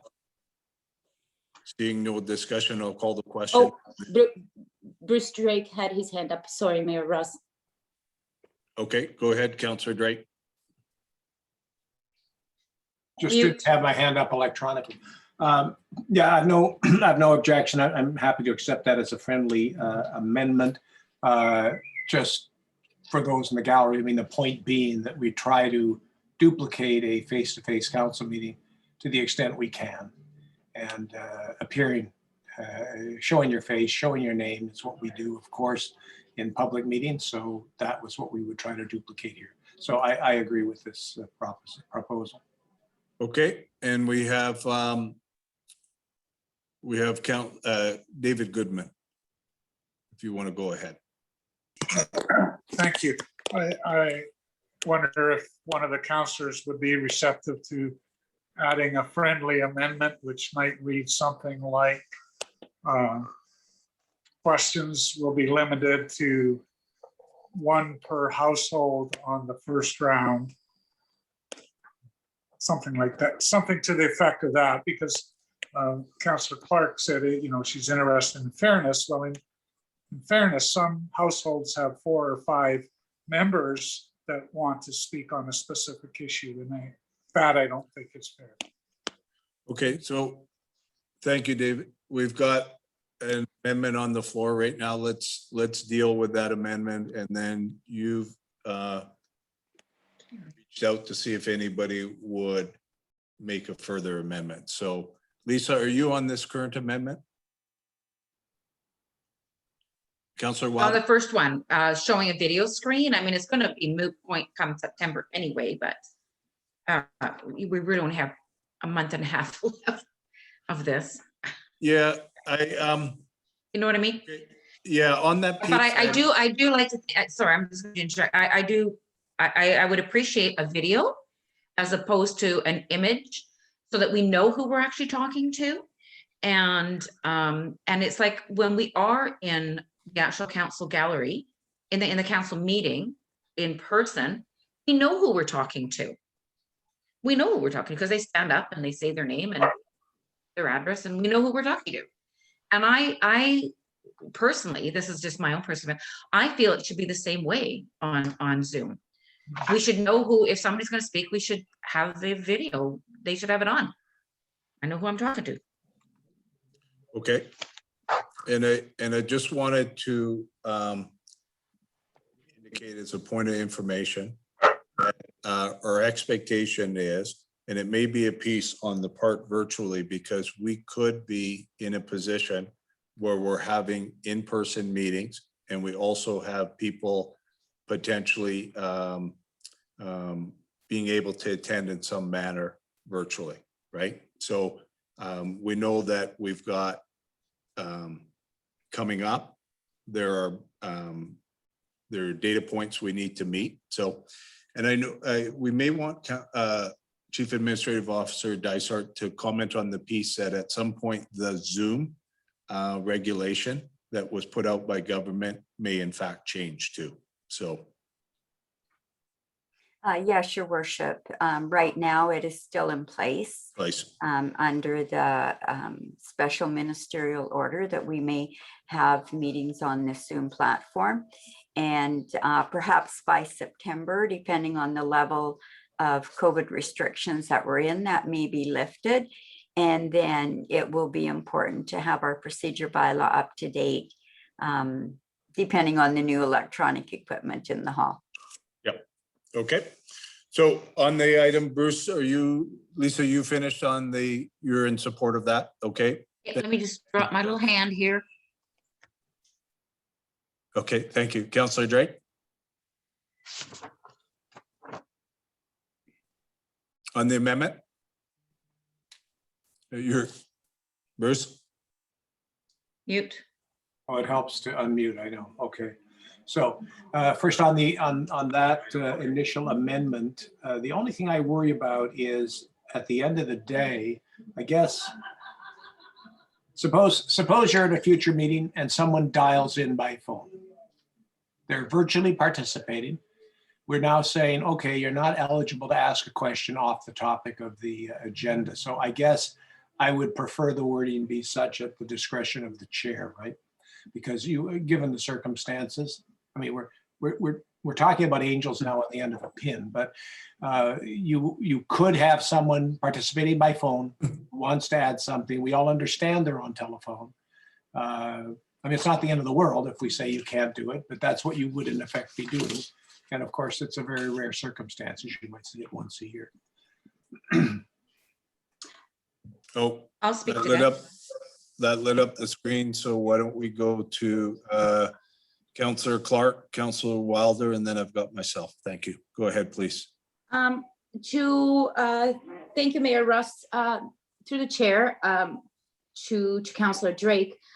I think this is only for meetings that are held virtually, because that's what the sentence says, that when a council meeting is held virtually, that the full name and video of the person asking a question must be visible. So if it's being held virtually, then that my understanding by those words is that all council is attending virtually. And it's being held virtually. The mayor it's holding the meeting virtually. So I think when we get to that point of in person, and if somebody calls in, I don't think it is my understanding that this would not apply in this specific situation. But I'll wait for the confirmation of Lorna to the chair. Thank you. Okay, so we'll refer that to Lorna through the chair, please. Thanks. I'm sorry, I don't think I really understand that question. Okay, so let's go back and Councillor Clark, can you just pose that again through me to our Chief Administrative Officer? Thank you. Absolutely. Thank you, Mayor Ross. What I'm saying, Councillor Drake's concerns is that when we start meeting again in person, we will have a new technology that people will be able to call in to ask questions. So his concern is that, well, if people are calling in, they won't be able to turn on a video because it would be a phone call. And what I am saying is that I don't think this situation will apply then, because the sentence says that when a council meeting is held virtually, which means my understanding would be that the mayor it's holding a council meeting virtually. So all council would be on Zoom or virtually. So would that be correct? Or will that apply to Councillor Drake's concern to when people call in, when council is in fact meeting in person? We haven't had the opportunity to test the new equipment yet, so I'm not 100% sure. But I think if we go ahead with whatever council decides tonight, if necessary, I could always bring forward a recommendation to make a change depending on the capability of the new system. Okay, so yeah, so through the chair, yeah, it will still be, it wouldn't change that though, knowing the new technology, because the meeting, what it says here on this proposed amendment is that this will only be for meetings that are held virtually. And I'll finish there. Thank you. Okay, thank you. Go ahead, Councillor Wilder. Thank you. I don't disagree with, through the chair, to Councillor Drake, but adding when that a council meeting is held virtually, the full name and video of the person asking the question must be visible at the discretion of the chair. Because there are some times that there are some people that are a little bit more, right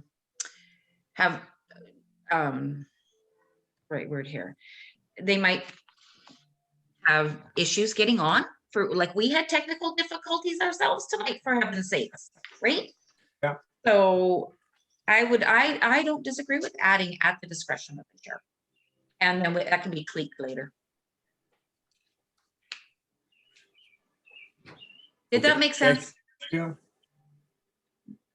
And we had our own difficulties tonight, so Yeah. that just kind of solidified it for me.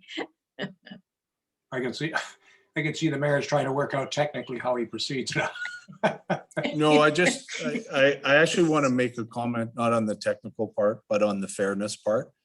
The fairness part, and I'm certainly very conscious that tonight there was a person, myself, who's first computer, second computer, and third computer did not work. It got to the point where I was about to ask the acting mayor to move forward. So, but the piece around the fairness and the piece why I think that it's important as we go through whatever the machinations are, that I actually think there's a fairness that extends to everybody on council when questions are asked, but more so and at a higher standard, there's fairness that is owed to our staff. And I do not want to be in the position where people, and I think that where we have it up to a chair to decide, it should be clear if you're coming in here that you are doing the same thing that is expected. And I believe there is a piece around the safety of our staff that when people come on and they make comments, and not ones that are just simply emotional comments, but are over the boundaries, we need to be able to identify who is saying that. And we need to be able to take whatever appropriate action to protect our employees. And so I draw a difference between what council members, all of us, need to be able to prepare to accept and what staff should not, because staff is not here in that capacity to pick and choose when they show up. So I like that piece about the variance, but I want it to be the same, and I want it to be the same so we can provide protection for staff. So I'm fine with the image, but what was suggested later about bearing it to people, if that's it, I won't support it. Okay. You won't, sorry, you won't support having a video image, a video? No, I said the part about making it subject to, and I actually don't think it's in the bounds of this one, this video image, I'm actually going to support because it's exactly what I'm saying. But the piece about, right, the piece about someone can call in, and so we may or may not know who it is. I think that that subject to isn't appropriate because of our obligation to staff. So. Okay, so can I just jump in? Can I jump in Yeah, at all? sure. Okay, Yep, so, absolutely. so you're not wanting to put at the discretion of the chair then, and we've never had a phone in, I don't think, ever. So, No, but for a few I minutes don't even- today, I we think had a so. phone call in. I don't think we've ever earlier. had somebody phone in. We had one tonight. Yeah, but But they didn't speak. we're talking about a very, very improbable issue. Yeah. I frankly, I lean to Jamie's position and the fact that if we ever have a problem, we can always revisit it. Yep, I'm good with that. Okay, and I'm in favor on this motion just with that stipulation, which I think was actually out of where the motion was. Councillor Clark, I'm going to take my hand down over to you. Thank you. Thank you, Mayor Ross. So just to your last point there, if I understood correctly, what you're saying that you wouldn't support, that motion has been passed, I think already. If I understand correctly, you were talking about phoning in when we're having in-person council meetings, that the ability of people to phone in to ask questions. Well, maybe that's not a conversation we got to it, but we did approve a motion to come up with a technology that will allow people to watch the council meetings from home. But just through the chair to Lorna, there was no motions on phone calls in that case, correct, Lorna? Or through the chair, sorry. No, that's fine. Go ahead. No, that has not come up. Okay, Yeah. just for clarity. Thank you very much. I'll Yeah, lower my hand.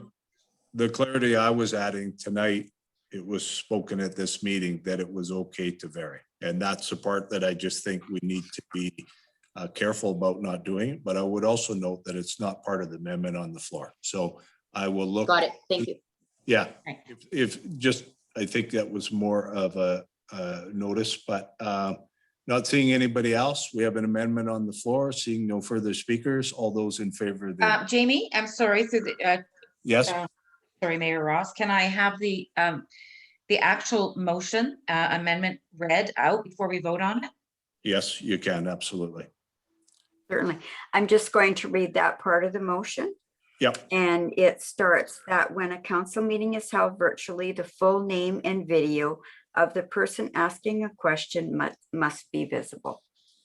Okay, Excellent. Thank you for repeating Okay. that. good. Thank you. And thank you for your question, Councillor Wilder. So we have it on the floor. All those in favor? Aye. Aye. And I'm seeing that it carries and it carries unanimously. Okay, so the motion has now been amended and so it's on the floor for further discussion. Seeing no further discussion from council, I will look to go to the audience and see if there's any people wishing to speak. I'm not seeing any, so I'll move back to council and look for any further discussion or comments. And if not, we'll look to call the question.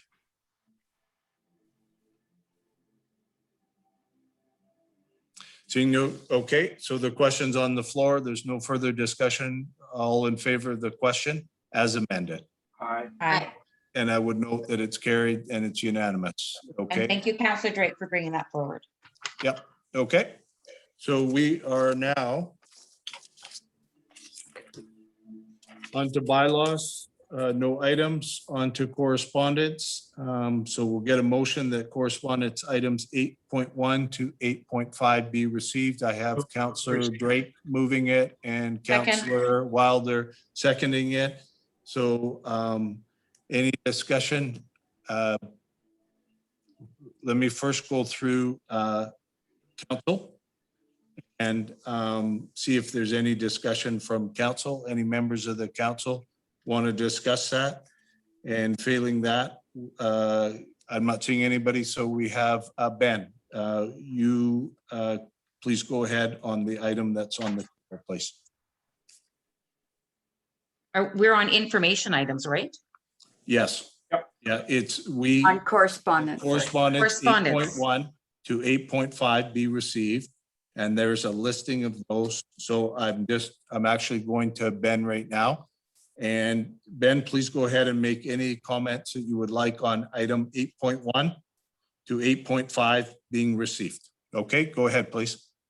Thank you, Mayor Ross. I'm going to repeat the question I asked at the beginning of the council meeting, which is, my father sent 3 letters. Okay, and I'm going to stop, put you on, I'm going to stop and put you on mute right now. Okay? And I would like to work through council. There are 8.1, 8.2, 8.3, 8.4, and 8.5 are the subjects of our discussion.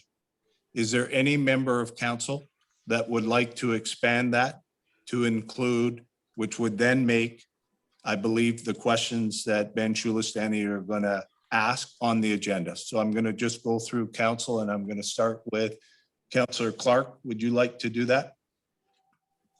Sorry, to move the item?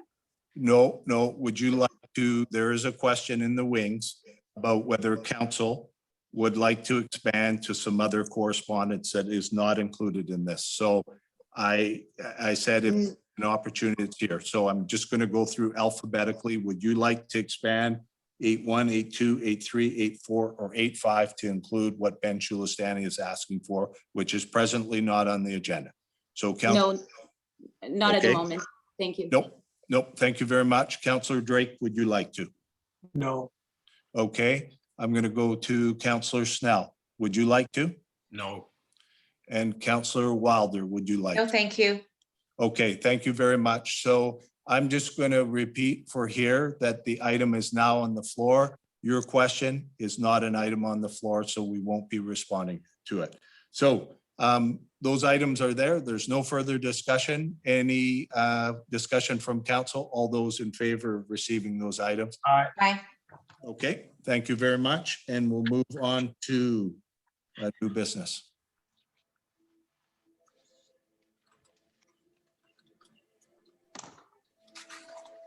And I've got Councillor Drake. Thank you.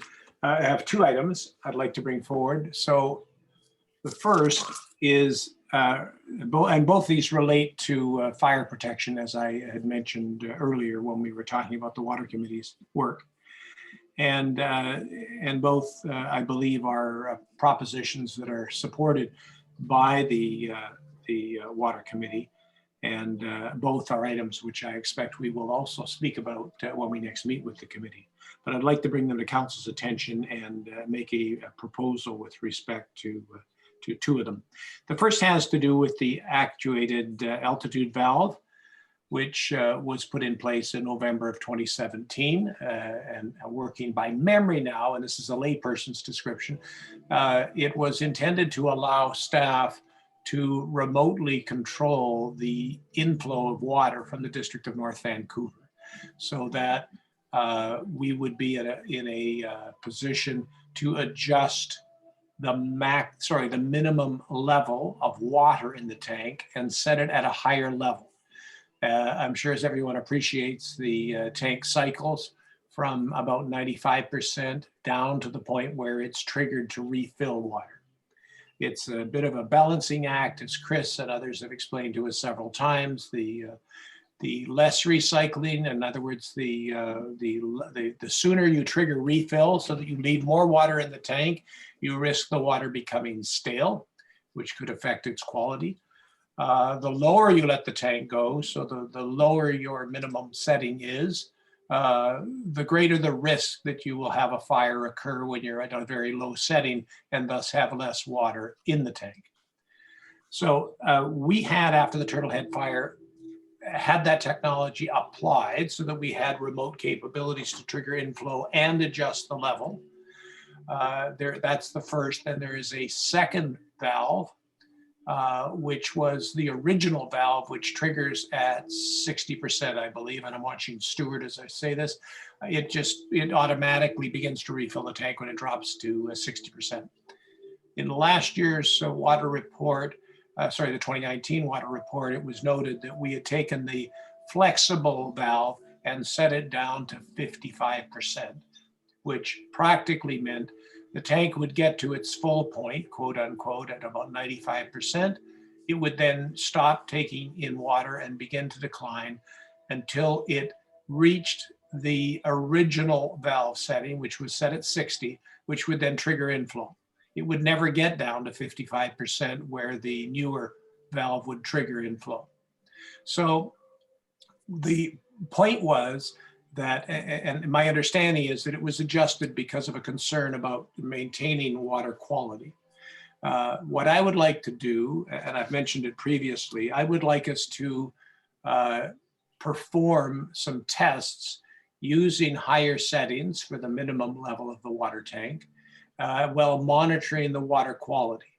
Now, I appreciate it's easier to say than to do. So what I'm proposing is that we direct staff to prepare a plan to determine the feasibility of using a higher minimum setting on the tank. And then that the plan be brought back to council and, if approved, implemented. That would involve, I imagine, and Chris much better qualified than I to speak on this, but I would imagine that would involve making more measurements in terms of particularly the chlorine level, while we have the setting at a higher level. Now, I appreciate we trigger refill at 60%. I appreciate that there's many more variables than where the setting is on the water tank. So you're going to want to be careful as to how many measurements you're making to ensure you're not missing anything and you're not dropping into a level that would be substandard water quality. 10 o'clock. But I would like to see that done, and we may want to do it incrementally, right? Test 60, test 70, then test 75. But I think if we can get our levels up to a higher minimum, then we can at least assure that our situation will be better than it was when the Turtlehead fire occurred. Because where we are now, as soon as you drop below 70%, so while you're declining from 70% to 60, we have less water available than we had at the Turtlehead fire, potentially. We may be lucky and never have a fire happen when we're at a minimum, but I don't think we should take the chance. And I think as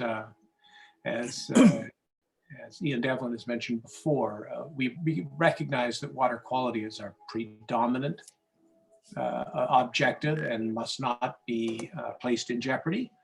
But if we're going to, provide we're going to optimize our firefighting capability, we need to have a higher minimum standard. And if we're not going to achieve the higher minimum standard, it needs to be based, in my opinion, on actual measurements that show us we can't do that without beginning to drop the quality of the water.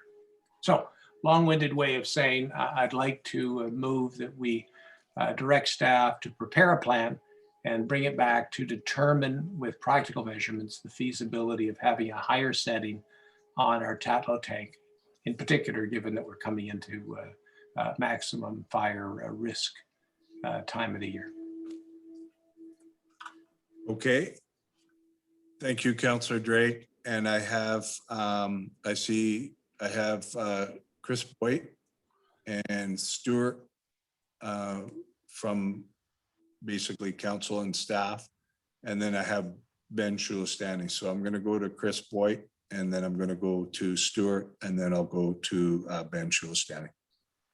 Sorry, Your Worship, maybe I'll cede my time to Stuart first, and I'll take over from Stuart maybe.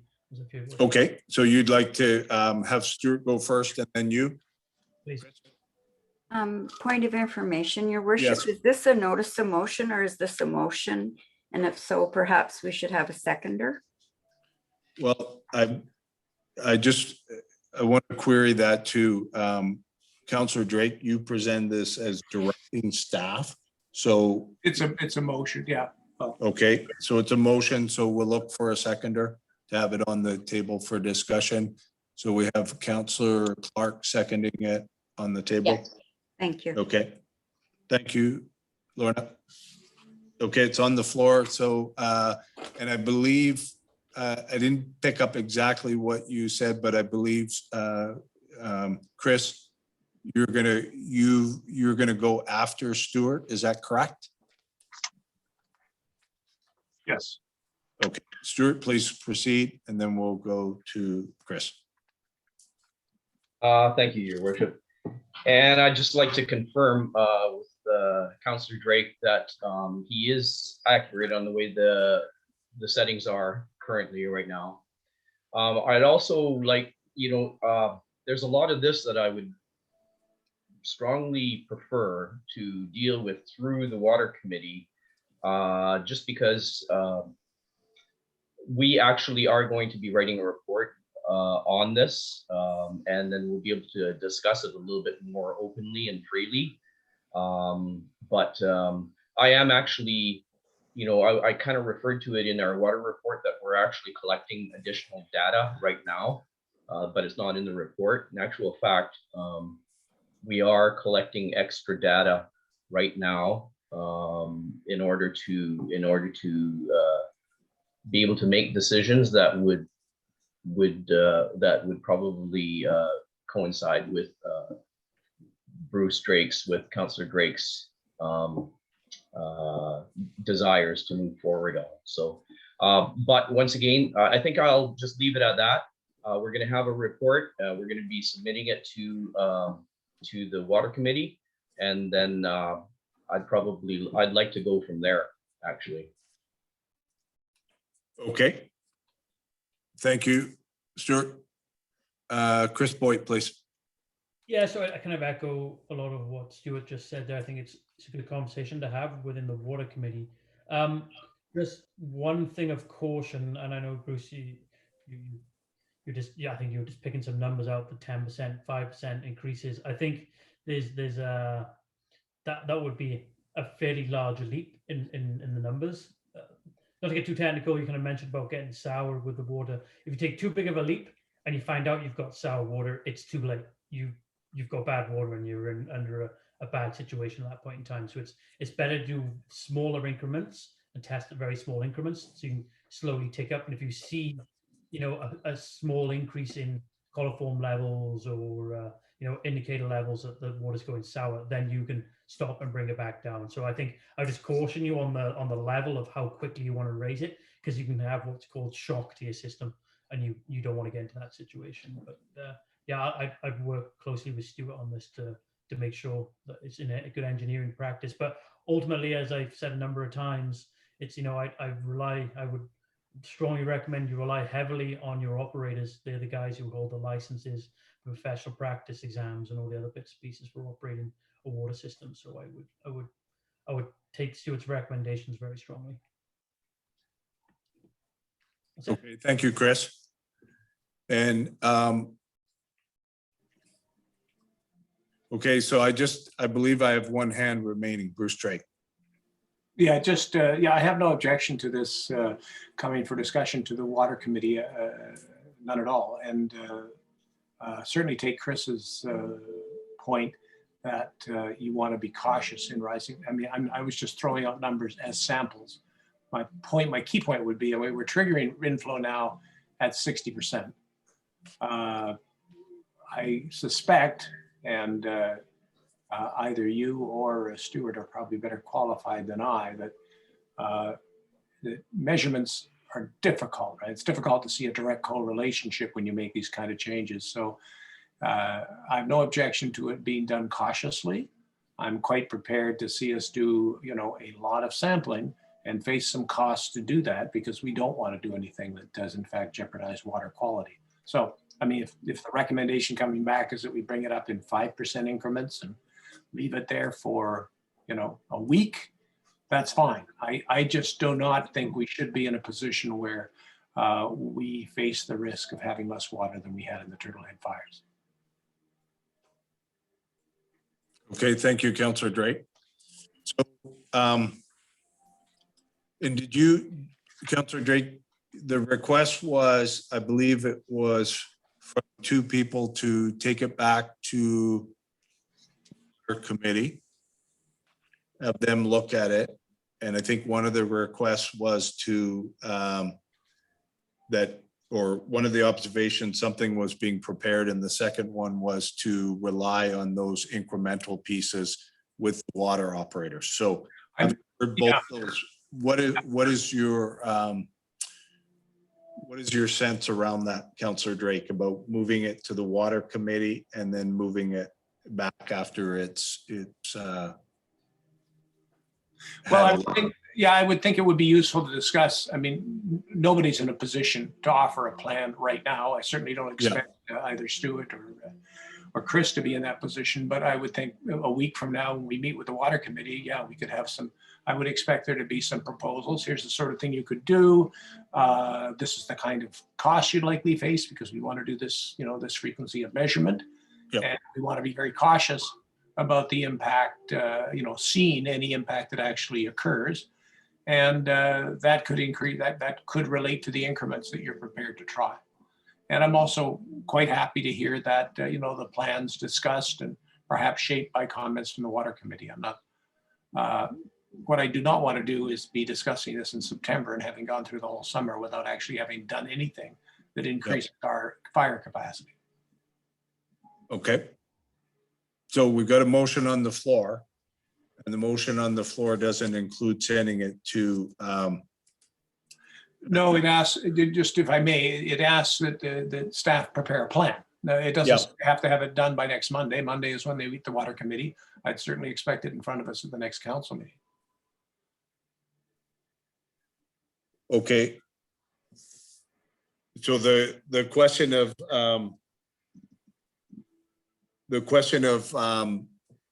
the plan, the water committee, your sense is to prepare a plan to assess the feasibility of increasing the minimum setting on our Tatlow tank.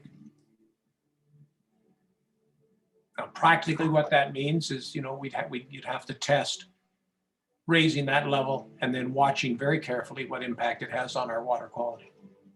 okay. And so your sense is this motion, because it's a property of the meeting right now, would depending on when the meeting with the water committee, this would be discussed with them. Yes. And the caveats or the supports that Stuart and Chris said would go to the water committee, and then once they'd had a look, it would come back and, okay? So I don't have a deadline on it, but as I say, I certainly I want action being taken well before we're into the summer here. Yeah, no, I'm hearing what you're saying. Councillor Snell? Yeah, I would support Councillor Drake in that. It's time we started to do something, and that seems to be a good way of doing it. We've always, the question of the level the tank should be at has been a question that's been going backwards and forwards for as long as I can remember. So this is a definitive step forward to try and learn something from it. And so if it's something that's going to be happening in the short term through the water committee, then that's fine. But I think this just makes it very clear we should be looking in to see what options we have. Thank you. Okay, good. Thank you, Councillor Snell. So I've exhausted the speakers on council. Any speakers in the audience?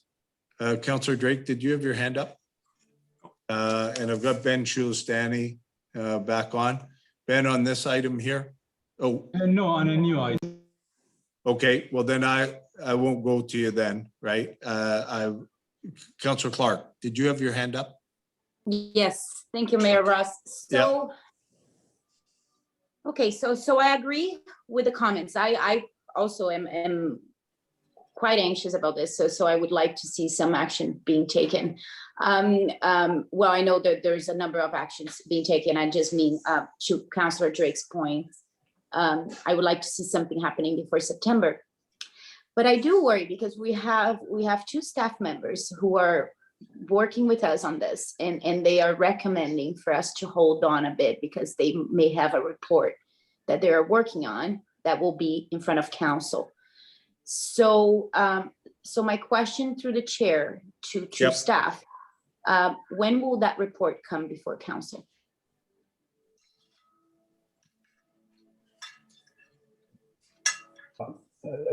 Would you like me to answer that? Sure, I can answer that. I believe it would be before the end of July. If it goes to committee as soon as possible, it could even be to the next council meeting, but certainly before the end of July. Yeah. And Thank you. Okay. Okay, so oh, sorry, Mayor Ross, I Nope. don't want to cut you off. Please go ahead. No, you go ahead. I was just going to ask if you got your question answered. Yes, I did. I got my question answered. So I as a comment for council, we've been waiting for a while, and I hate to be the one to suggest that let's wait one more meeting, but perhaps we should wait one more meeting, and make this redder if who moved the motion, if Councillor Drake who moves the motion wishes, could it be a notice of motion to wait on this report? I'm just afraid that we might be asking or directing staff to do something that that perhaps that they will present some challenge. So I don't know where this report is at. I don't know what's on this report, but I'm conscious that they might have additional information that we should know prior to us making this motion. Yeah. If that makes sense. Yeah, and I would just add on that when the question was answered, and I know you posted to staff member, and I believe the staff member, one of them had indicated they both, one staff member and our consultant, but the staff member had indicated that there was something happening right now, and it was a preference, and we don't need to act on staff preferences for it to move to the committee and then come forward to council. And, in the end, council owns that piece, right? And then our consultant talked about a piece that was important, he felt, in terms of the incremental approach, and then also involving the operator switch. And again, I only inferred that it meant it was a concern around whatever the safety increment should be. So I think if you're, Councillor Clark, if you're looking, Councillor Drake's is to figure out how we get it to the committee and then back to council in a timely fashion. And Lorna Dysart's end of July or before meets your needs, and we probably got something we can work on, but up to the people in front of us, council. And that was my point exactly, Mayor Ross, is if it's being done and if it's being worked on and it comes to us in a timely manner, Yeah. so by next meeting, then I will be okay to wait a couple more weeks. But and then make a motion on the next meeting then. Yeah. That makes sense. Okay. Thank you. Okay, no, thank you, and appreciate the different, we'll go to Councillor, thank you, Councillor Clark, and we'll go to Councillor Drake. Yes, thank you. Yeah, my problem with that, with delaying further is that we simply end up running out the clock in July, and then we're not meeting in August, and we're back to September. And we've gone through, I mean, I'm very, in all likelihood, we'll be very fortunate and we won't have any significant events, but there's always a risk that, Don's going to get called out at some god awful hour of the morning, and I'd rather we had more rather than less water. So I really don't want to delay it any further. I mean, there's 2 weeks till our next council meeting. We will expect to be meeting with the water committee. This can certainly go on the agenda. We can, I mean, if the water committee is of the opinion that it's an unnecessary step or ought not to be rushed, if that's their opinion, I'm prepared to come back at the next council meeting and modify or delay the direction. But as it is now, we're just asking for a plan. I mean, I'd rather have that in hand at the next council meeting, saying, here's how we would do it if council wants to go ahead. And, you can make the increments small, as Chris suggests, and I certainly bow to expertise of people that manage the water system and consultants such as Chris on how you do it. But whether we do it, I think that's council's business, and I think it ought to be done. I just think we'd look incredibly foolish if we ever had an event and we hadn't taken this very practical step. I agree. Thank you. Thank you, Councillor Drake. Okay. So we've got a motion on the table.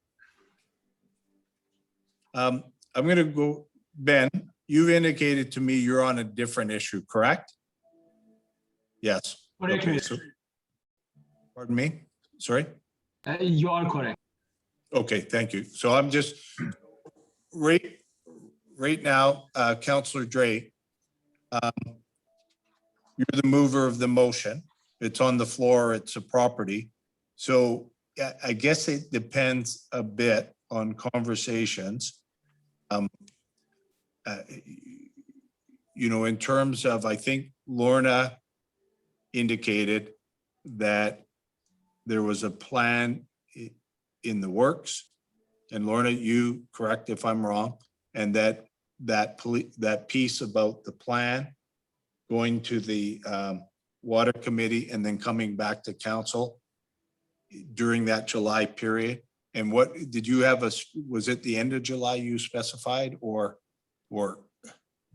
I would have to talk to Stuart tomorrow and see, but I think, I know he's been planning this for a while, and probably we could get a report to the water committee in short order and then back to council. Yes. Okay. So Councillor Drake, you've got the motion on the floor. Are you, I believe it's, you have in that motion going to the water committee, Bruce? No, but I'm happy to amend it to include. Okay. I mean, So I'm simply asking for a plan. Yeah. This aside, I mean, if we're doing some study that is going to materially increase the minimum amount of water we have available and do it before the end of this month, I'd be interested. But if the plan is studying something else, as valuable as it may be, I feel we need additional water capacity and we need it immediately. Okay. So I'm prepared to amend the proposal. Sorry, okay. The motion. Yep. And with Councillor Clark's agreement, I would simply say that we direct staff to prepare a plan and consult with the water committee on the fee to determine the feasibility of increasing the minimum setting on our Tatlow tank.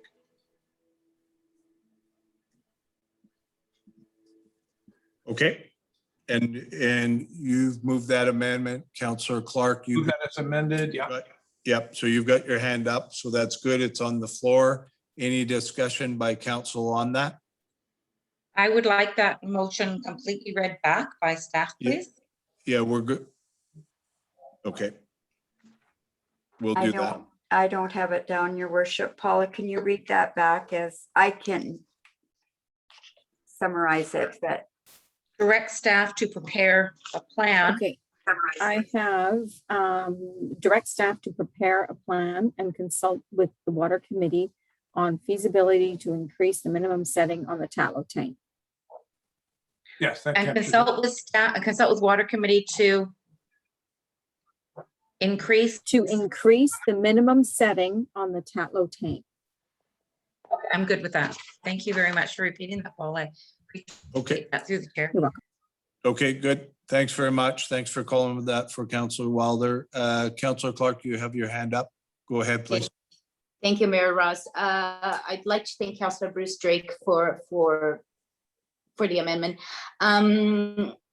Yeah, I think that will make more sense, but I should say, you know, I fully agree with Councillor Drake's and everything that he's saying. I was just coming from a perspective of, oh, maybe we're missing something that staff knows and we don't yet. So I think that would make more sense. However, I will point out that, you know, that obviously, you know, we would like to see that coming before council very soon. And yeah, that's it for me. Thank you. Okay, so the motion's on the table. I'm not seeing anybody out there in the audience, so Oh, you do have Ben Chulistani. He's had his hand up for quite some time. yeah, he's not on this motion. Not on this. Okay. Yeah, no, but I appreciate, but I've checked with him. Oh, right. That's right. Yeah, I that's apologize. okay. That's right. You did check in with him. Yeah, that's okay. I'm just trying to keep us moving ahead. So we've got an amendment on the table. All those in favor of the amendment, aye? Aye. Aye. Okay, and I would say that the amendment carries in the affirmative and it's unanimous. So we now have the motion on the table. Any further discussion? Would you like the amended motion read? Or are we fine?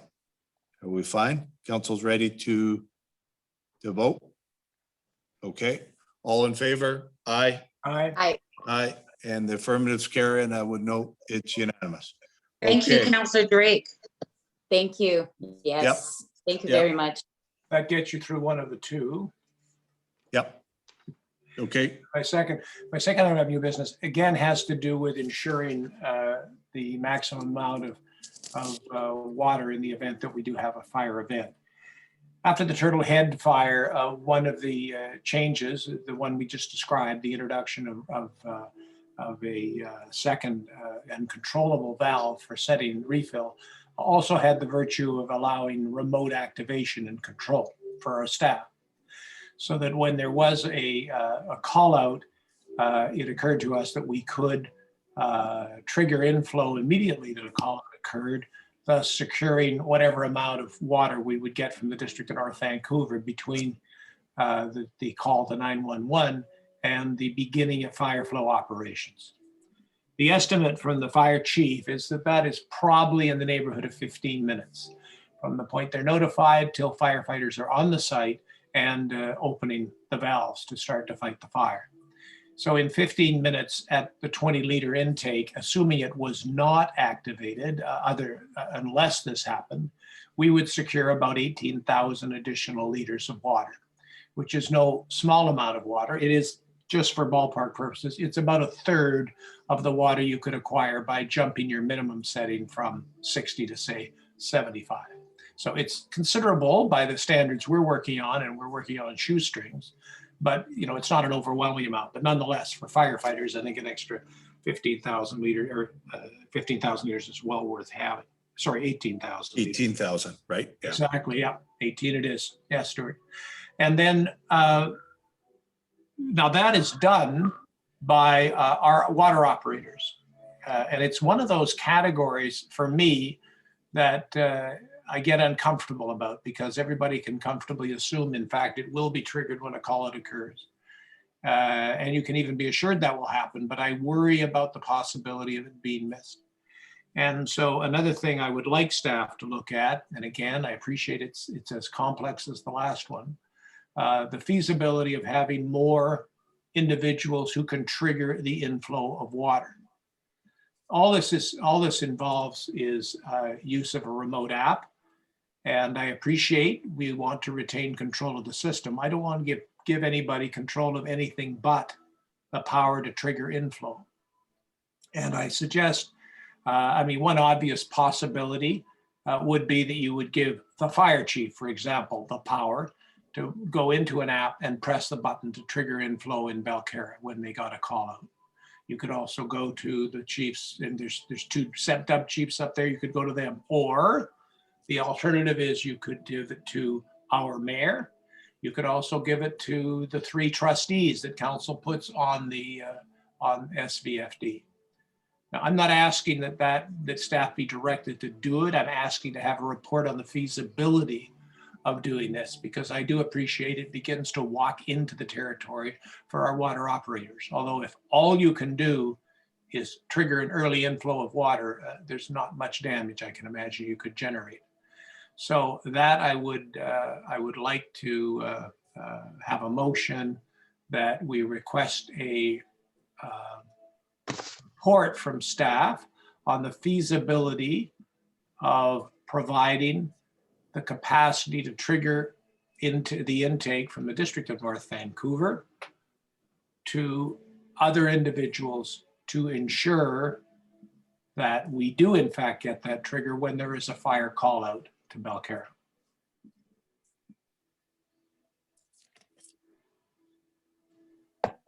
Okay, Bruce, let's just check. We've got that.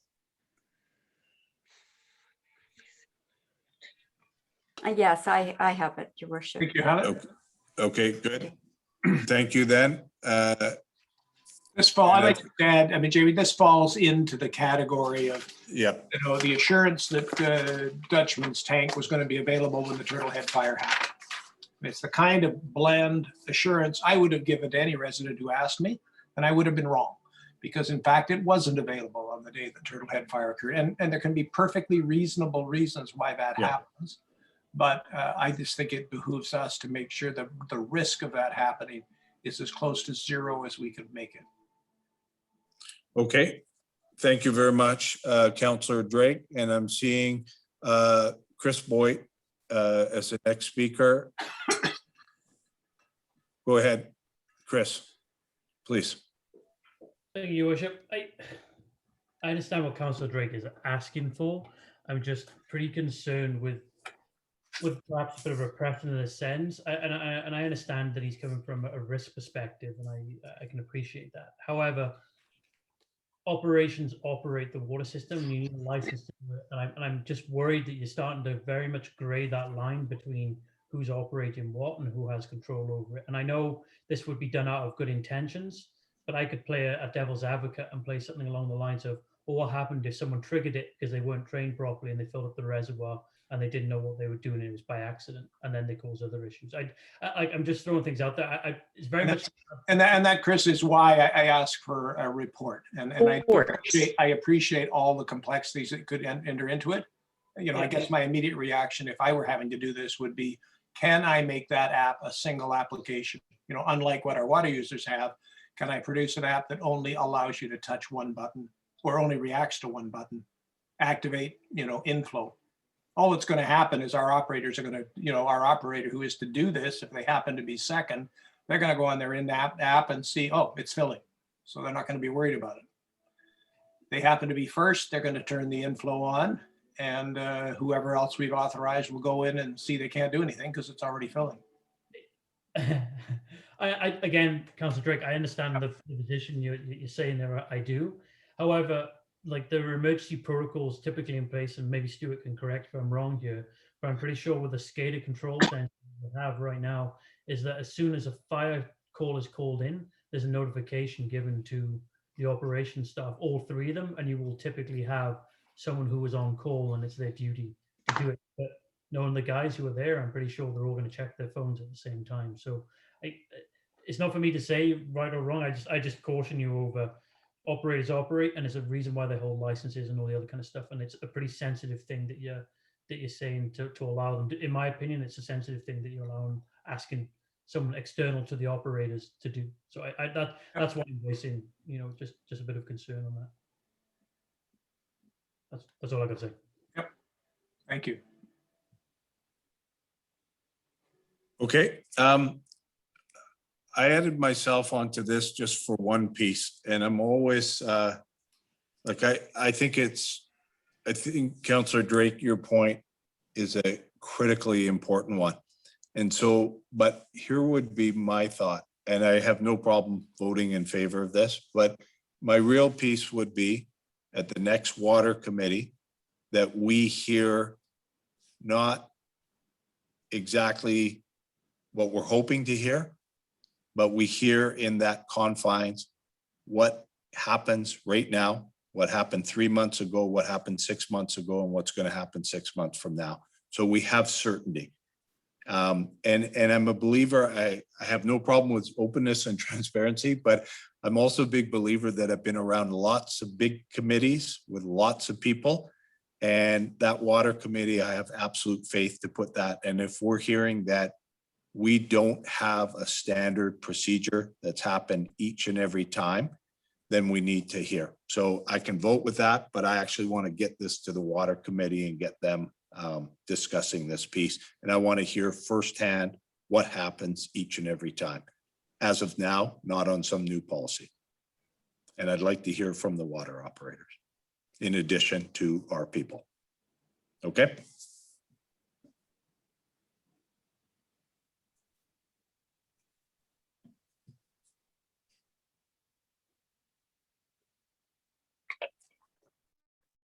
Oh, sorry, Bruce. My motion may be a moot point. I'm not sure we even got a seconder, do we? No, we do not have a secondary yet, Your Worship. Motions that don't secure a seconder don't warrant a lot of discussion. Yeah, well, let's check if there's a seconder, and if not, let's talk about where we move from here. Sure. Is there a seconder on council right now? Yes, I would be prepared to second that. I like what Councillor Drake is trying to do. He's acknowledging the good work that's being done by our committee and everybody else, but he's also, I can sense his frustration that he just wants to keep things moving along. And I think it is important that we know for sure that if there's an occurrence, then the button is pushed by somebody responsible and a backup or whatever's needed to make it happen. And we would kick ourselves if we had a fire in a couple of weeks and somehow the button didn't get pushed or whatever. So I would support the motion. Okay, thank you, Councillor Snell. So the motion is appropriately on the floor with a seconder, and I'm not seeing anybody there. Ben Shulistani, I'm just going to check again. You're there patiently waiting for when we're finished, correct? Correct. Okay, thank you. And Councillor Clark, you have your hand up now. Please go ahead. Thank you, Mayor Ross. Yes, I will support this because it's asking for a report pretty much back from staff, right? So I think it's, I think it's worth to see what staff has to say about that. I would be worried about liability, but I'm sure we can find, a very responsible person that we could trust. But I don't know how that would work if the person is not an employee of the municipality. I'm not sure how that would work liability wise, but I'm looking forward to see how council votes on this, to see if we can get a report back from staff with all those questions answered. Thank you very much. Okay, good. So I'm seeing we've exhausted all our speakers on council, and I'm seeing we've exhausted our Sorry. Councillor Wilder, go ahead, please. Yeah, I'm going to drive you crazy on this one here. I'm not writing fast enough, I guess. Well, don't worry. We'll stop right there. So I got half the words on here. I'm writing as fast as I can in the short piece of paper that I have. I want to make sure before we vote on it that staff, again, I apologize to the chair, to please repeat the motion before we vote on it. Yeah, that's fine. And we've got it. So we clarified that already. Go ahead, Paula, if you could, please. And Lorna, you indicated you had it too. Yeah, Paula can go ahead. Thanks. Yeah. Paula, please. Okay, so I have that staff report back on the feasibility of providing others to be capable of triggering water inflow from DNB. Is that correct? I have that report on the feasibility brought back on providing the capacity of triggering the intake by other individuals in addition to the water operators. That's correct. Yep. Okay, so on council. That's what I had. Okay, everybody's comfortable with that, and we'll look to call the question. All those in favor? Aye. Aye. Aye. And I would say the affirmative vote carries and it's unanimous. Okay, And thank you again, Councillor Drake. Thank Yeah. you. thank you very much for your work. And I think Councillor Drake, you're good on that? Yes, I am. Thank you very much. Concluded. Okay, so we have, we're on new business. We don't have any more new business, so we're now going to public question period. Okay? Ben, are you on public question period? Thank you, Mayor Ross. I would like to kindly request from Councillor Derek to please bring my father's tabled matter back to council to be resolved. Okay, I'm gonna as soon put as you on possible. mute right now. I'm gonna put you on mute right now. And I just want to confirm with council. I don't understand that question to be on this agenda. I don't believe we've changed our procedure. So at this point, unless I hear from a councillor, we're going to say that is not an appropriate question to be considered. Is there any councillor that believes it should be considered now? We're open to that. We'll start with Councillor Clark. Would you like that question to be considered now, tonight? No, thank Okay. you, Mayor Russ. No, thank you. And I'm just going to work through alphabetically. Councillor Drake. No. Okay. Councillor Snell. You're Sorry, muted. you're muted. That was a no. Okay, thank you, Councillor Snell. And Councillor Wilder. No, thank you. Okay, so I'm gonna thank Ben, but right now that's not on the thing. So we're now at, I believe, do we have any other questions from the audience on matters that are on this agenda? I do, Mayor Ross. Please identify yourself. Ben? So I'm back. So this is Ben Shulestani. Okay, and are you are you asking a question that's on the agenda tonight? So I have actually two matters. So you were Well, on new. No, mute. Can I ask a question? No, I actually want to get you in good faith to all these people gathered around who are following the rules to tell me if the question you have is on the agenda tonight. If it's not, we're not going to hear it. So yes, you're asking a question that's on the agenda. Is that what you're saying? Yes, because the agenda, you have the council meeting minutes from previous council meeting, right? So it was on the agenda No. to be approved. Stop.